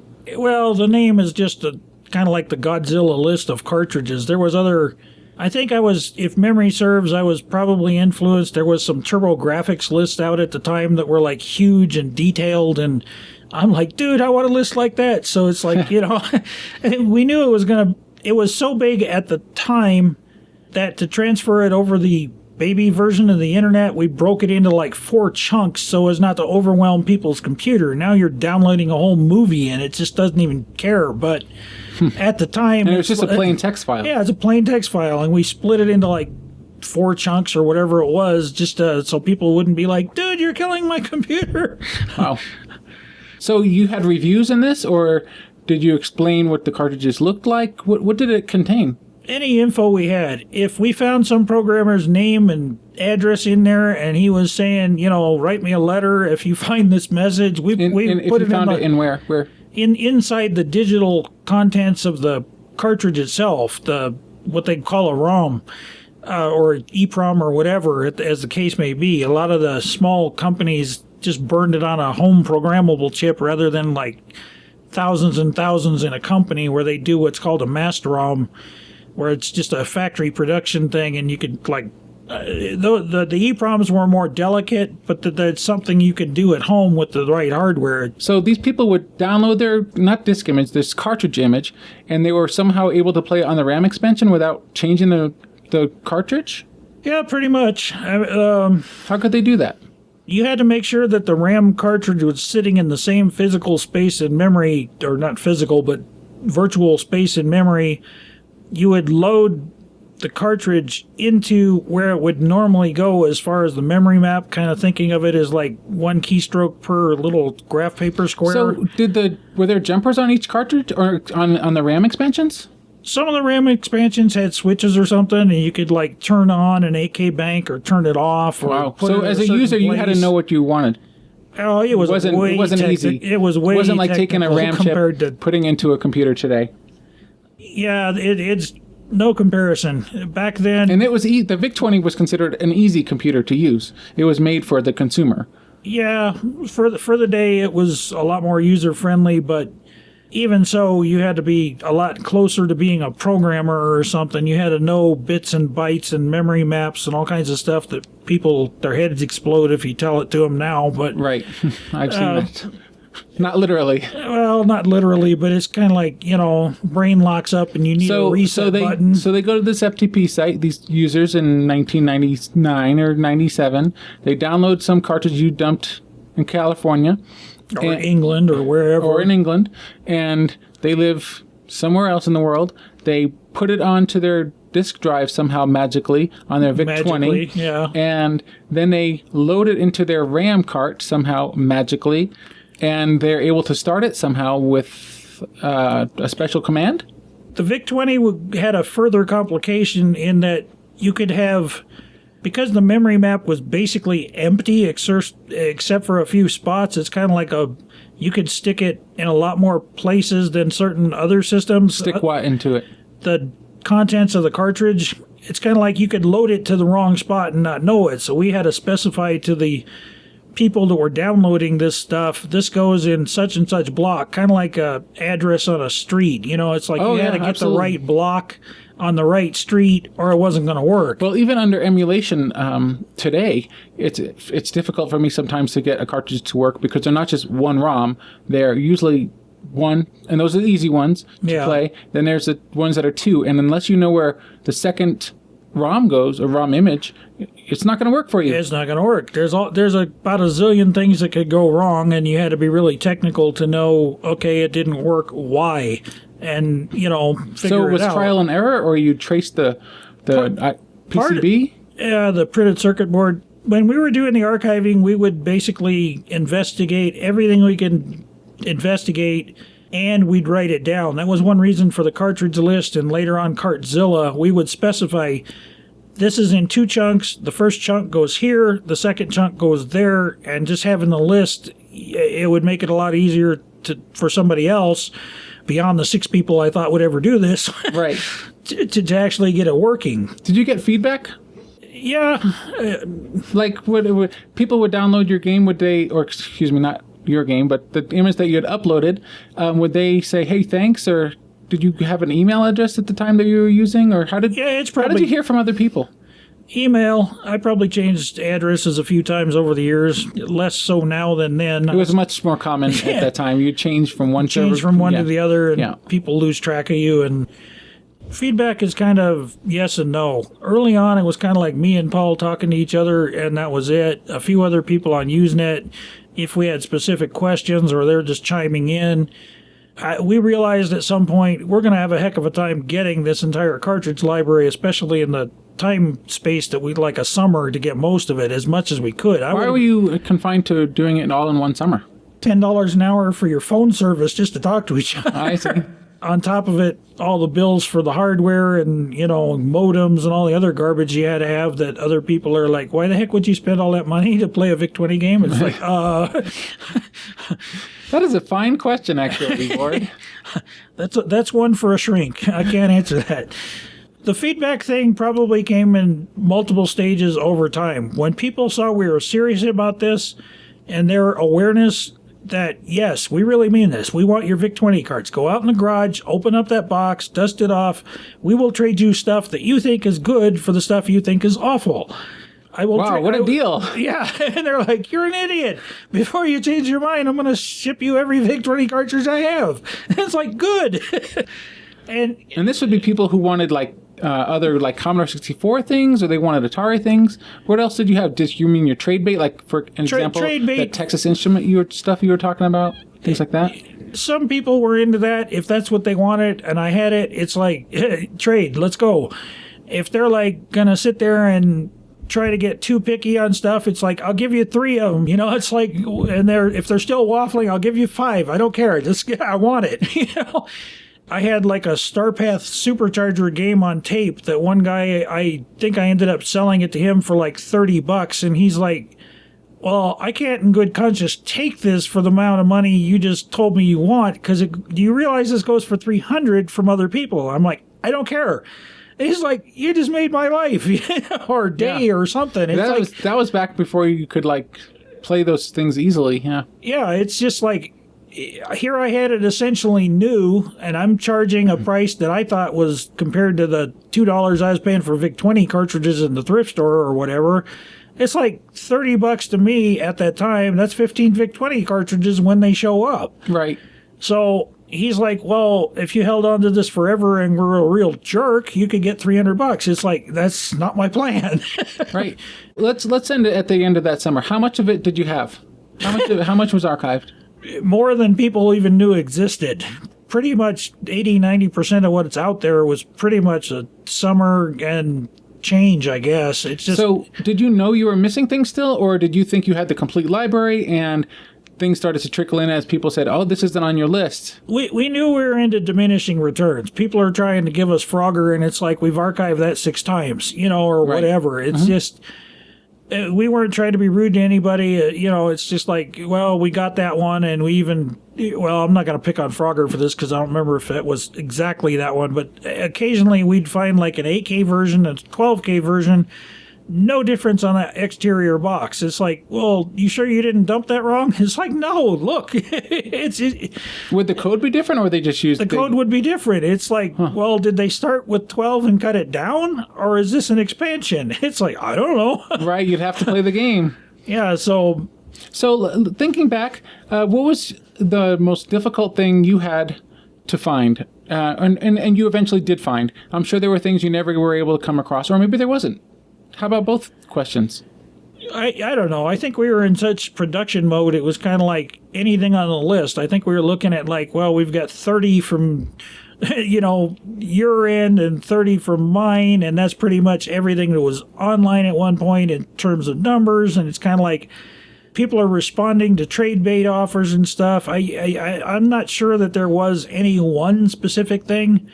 Sometimes the hardest thing was just getting some guy that had some cartridge you knew you were not going to find anywhere else. It's like, I just want a loan. I'll make it worth your while times whatever as much as I can. And, not to pick on any specific people, but it's like maybe they didn't trust you. Maybe they thinking you're going to take my valuable stuff. I'll never see it. Maybe it'll get lost in the mail. That to me was the hardest part, was talking people into loans of stuff that I valued and they valued, and neither one of us wanted to get hurt. Did that happen often? Once we got rolling, and I used to thank people I used to give them the option. Do you want to thank you in the current list showing what we have archived and what we have not? And most of the people that I took loans from would be like, yeah, that'd be cool. So maybe some guy would loan me 3 carts and he'd see his name up in lights, so to speak, as much as the internet would do that at the time. Right. And bold and text meaning uppercase. Yeah, it's just not even italics, because I'm doing it in plain text and not even rich text or something. But no, they appreciated that we appreciated, and after a while it kind of snowballed. But I have a question. Did you ever get anything that just blew your mind? You got it and you're like, wow, I never knew the VIC-20 could do anything like this. Oh, yeah. The game is by UMI, however you pronounce it. I think, United Microware Inc. or something. Those ones were awesome. Jeff Minter's games, those were awesome. The ones that were really fast-paced, Video Can you give Vermin. a name? Video Vermin. Video Vermin was kind of like Centipede on coffee to me. I mean, it was just like awesome. Yeah, you've shown me that game before. I like it a lot. Yeah, that one's awesome. It would have been a shame if some of this stuff, especially from smaller companies, if the EPROMs died and nobody picked this stuff through they didn't go to the thrift stores, some of this stuff would have died. There's just, some of it was dying when we were archiving it in the 90s. It was right at the end. Especially the EPROM stuff where people... the EPROM stuff was... Right. The bits were starting to rot, or more likely the cartridge edge connectors, the metal-to-metal connection, that was getting really badly corroded because maybe they're in high moisture, high salt, high something. God knows what some of these carts were sitting in for, dog waste for 30 years or something. Who knows? I remember going to an SE3 meeting to Southern California Collectors Club, I think it was, and Adam and I went to one of the first meetings, and I actually archived some Bally carts for him. And which game was it that I had to get it working first?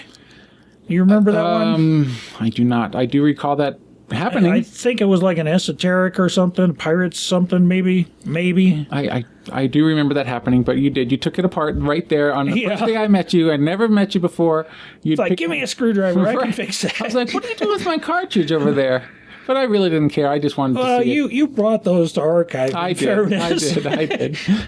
And I wasn't afraid. Even if, I'd rather see it on a modern computer than just sitting in a pile where it can never be touched.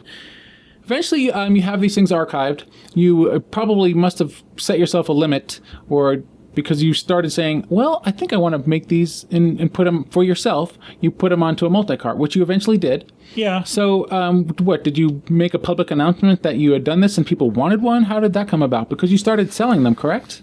At some point, once I knew they worked and stuff, started making some publicly available. One thing I had a hard time telling people is I didn't just go to some company and get the board made. This is 100% handmade.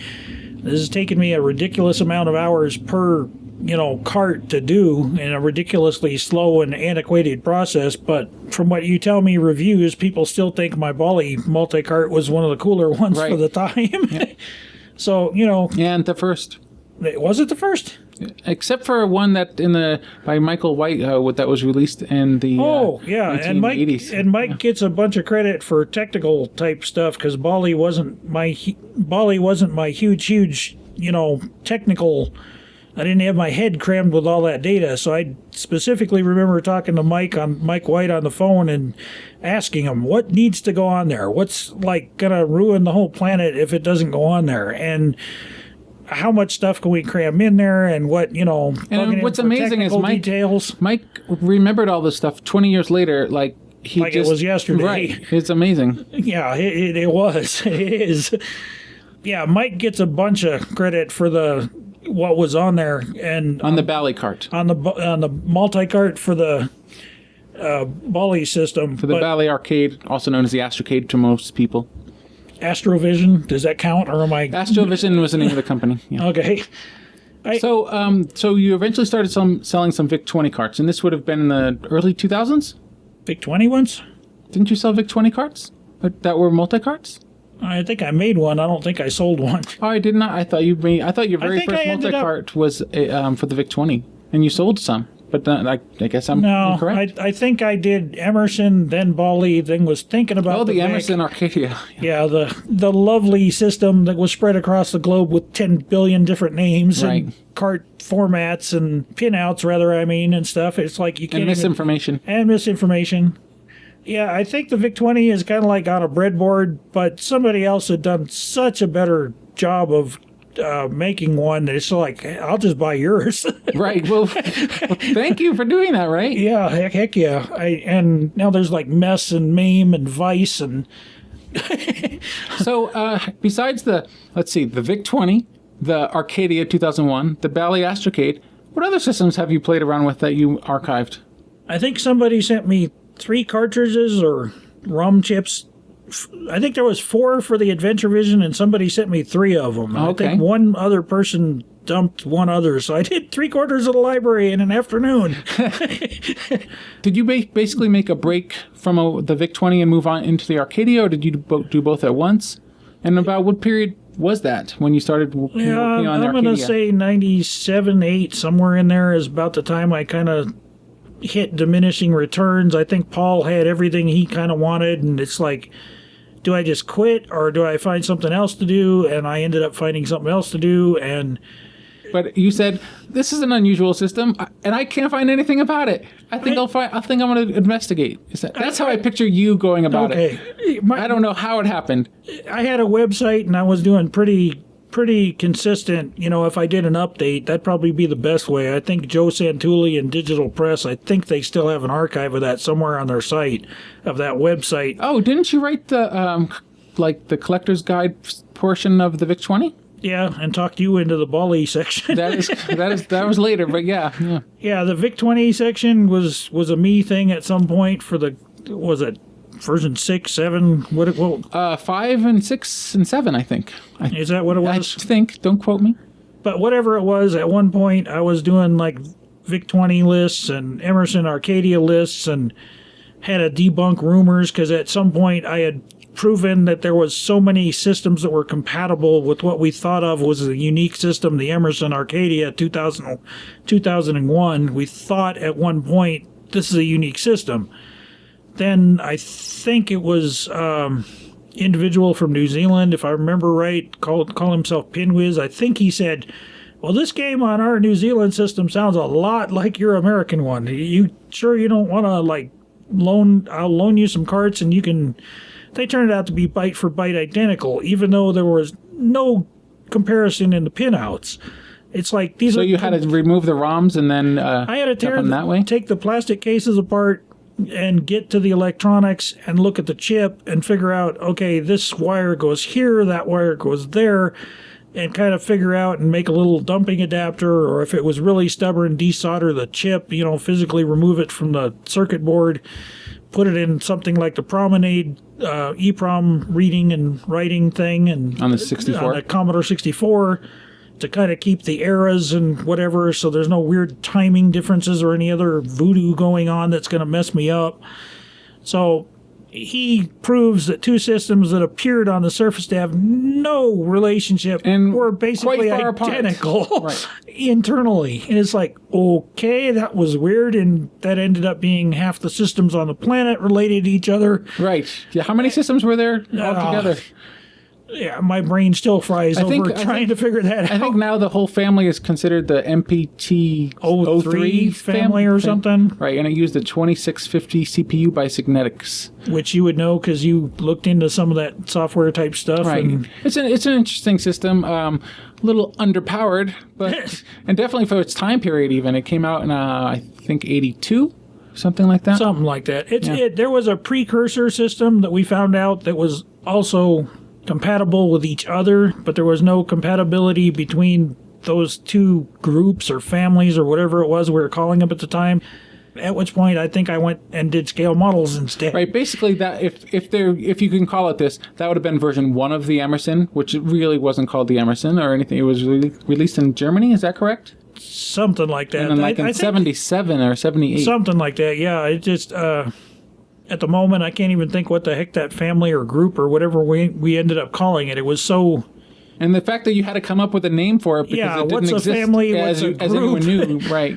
You had to come up with your own words to use to refer to each different system. And you had to come up with if it was what, pin compatible? Pinout compatible, case compatible. Software compatible? Software. Right. There's all these terms that we had to come up with just to try to say, is this the same? Is it totally different? Could you plug one into the other and have it work if you had an adapter of some kind? It's hard keeping track, okay, because you've also got the additional complication of what game came out on what system and what did they call it? Right. Many of them had many different names, but they were the exact same byte for byte. Yeah, once you got to the digital nitty-gritty of it, it's like, okay, this one has 6 different names that I know of this week. They're probably going to tell me it's got 27 next week, and the week after that, it's going to be some exponential number higher. I can think of an example. I remember there was a game called Crazy Climber that was, I think, put in the catalogs that was supposed to come out for the Emerson 2001, and it never was released. People thought it never was released anywhere. Where else would it have been? The Emerson was only here in America. But of course, that turned out not to be true because it was released for this family. We eventually found it for a totally different side of the world type of situation. But Emerson, what we thought was their system was like they were just a licensee. Somebody like sold them the rights and the hardware and whatever, and they threw it in a case and called it theirs. And those same people that sold them that went to a different market and made what looked like a completely different system, but really wasn't as far as the electronics. There's no way without the power of the internet. You can't compare notes with somebody in Germany and France and New Zealand. Before the internet, no way in heck. Not quickly. Yeah, I'm thinking trying to do that in snail mail, you'd be in a retirement home before you got all the answers you wanted. It just wouldn't work. Right. But if you can sit there and which might have been a blessing, you know? Arguably so. But certain guys were like on the other, I kind of knew the time difference between where they were and where I was, and I'd just stay up till some ridiculous o'clock in the morning. Pulling a ward, Pulling a ward. They actually had a term on the, I don't even think it was use groups. It was Yahoo groups. Yeah, Yahoo groups. Pulling a ward was a term that somebody came up with. It's like, how can you be talking to me in real time? Don't you sleep? Don't you? It's like, well, I knew when you were going to be online and I stayed up. That's how come. In the last podcast, we featured the Scott Joplin song Maple Leaf Rag, which was written in 1899 and then arranged for the Astrocade by George Moses in 1981. The 2-part invention was written by Johann Sebastian Bach in the 1720s for his students. George Moses arranged all of Bach's 2-part inventions for the Bally Arcade on his first tape, Bach's 2-part Inventions, which he released for the Bally Basic in 1980. This is the Astro Basic version of the song, which was released in 1982. In August of 2001, I contacted George Moses and asked him a few questions via email. These questions were compiled into an interview, which is available on ballyalley.com, and here's what he says about how he created his music. All of my programs were Bally Basic or Astro Basic. I sold a tape cassette with several songs on it. What the user did was plug in the Basic cartridge, load the self-starting Basic program at the beginning of the tape, and leave the tape running in a cassette player. As soon as the program booted, it would start reading the music data from the tape. Once it poked all the data in consecutive memory locations, it would start peaking at the consecutive locations, loading the 3-tone sound processor, and start playing the notes. Each chord was accompanied by a duration value, so you could, in effect, play whole notes, half notes, 16th notes, any kind of rhythm you wanted. Anyhow, once the entire song was done playing, the program would start looking at the tape again for the next song. Since the arcade had no facility for turning the cassette player on or off, I put long blank spaces on the tape, perfectly timed, so when one song ended, the next one would start loading. Alright, enjoy the song.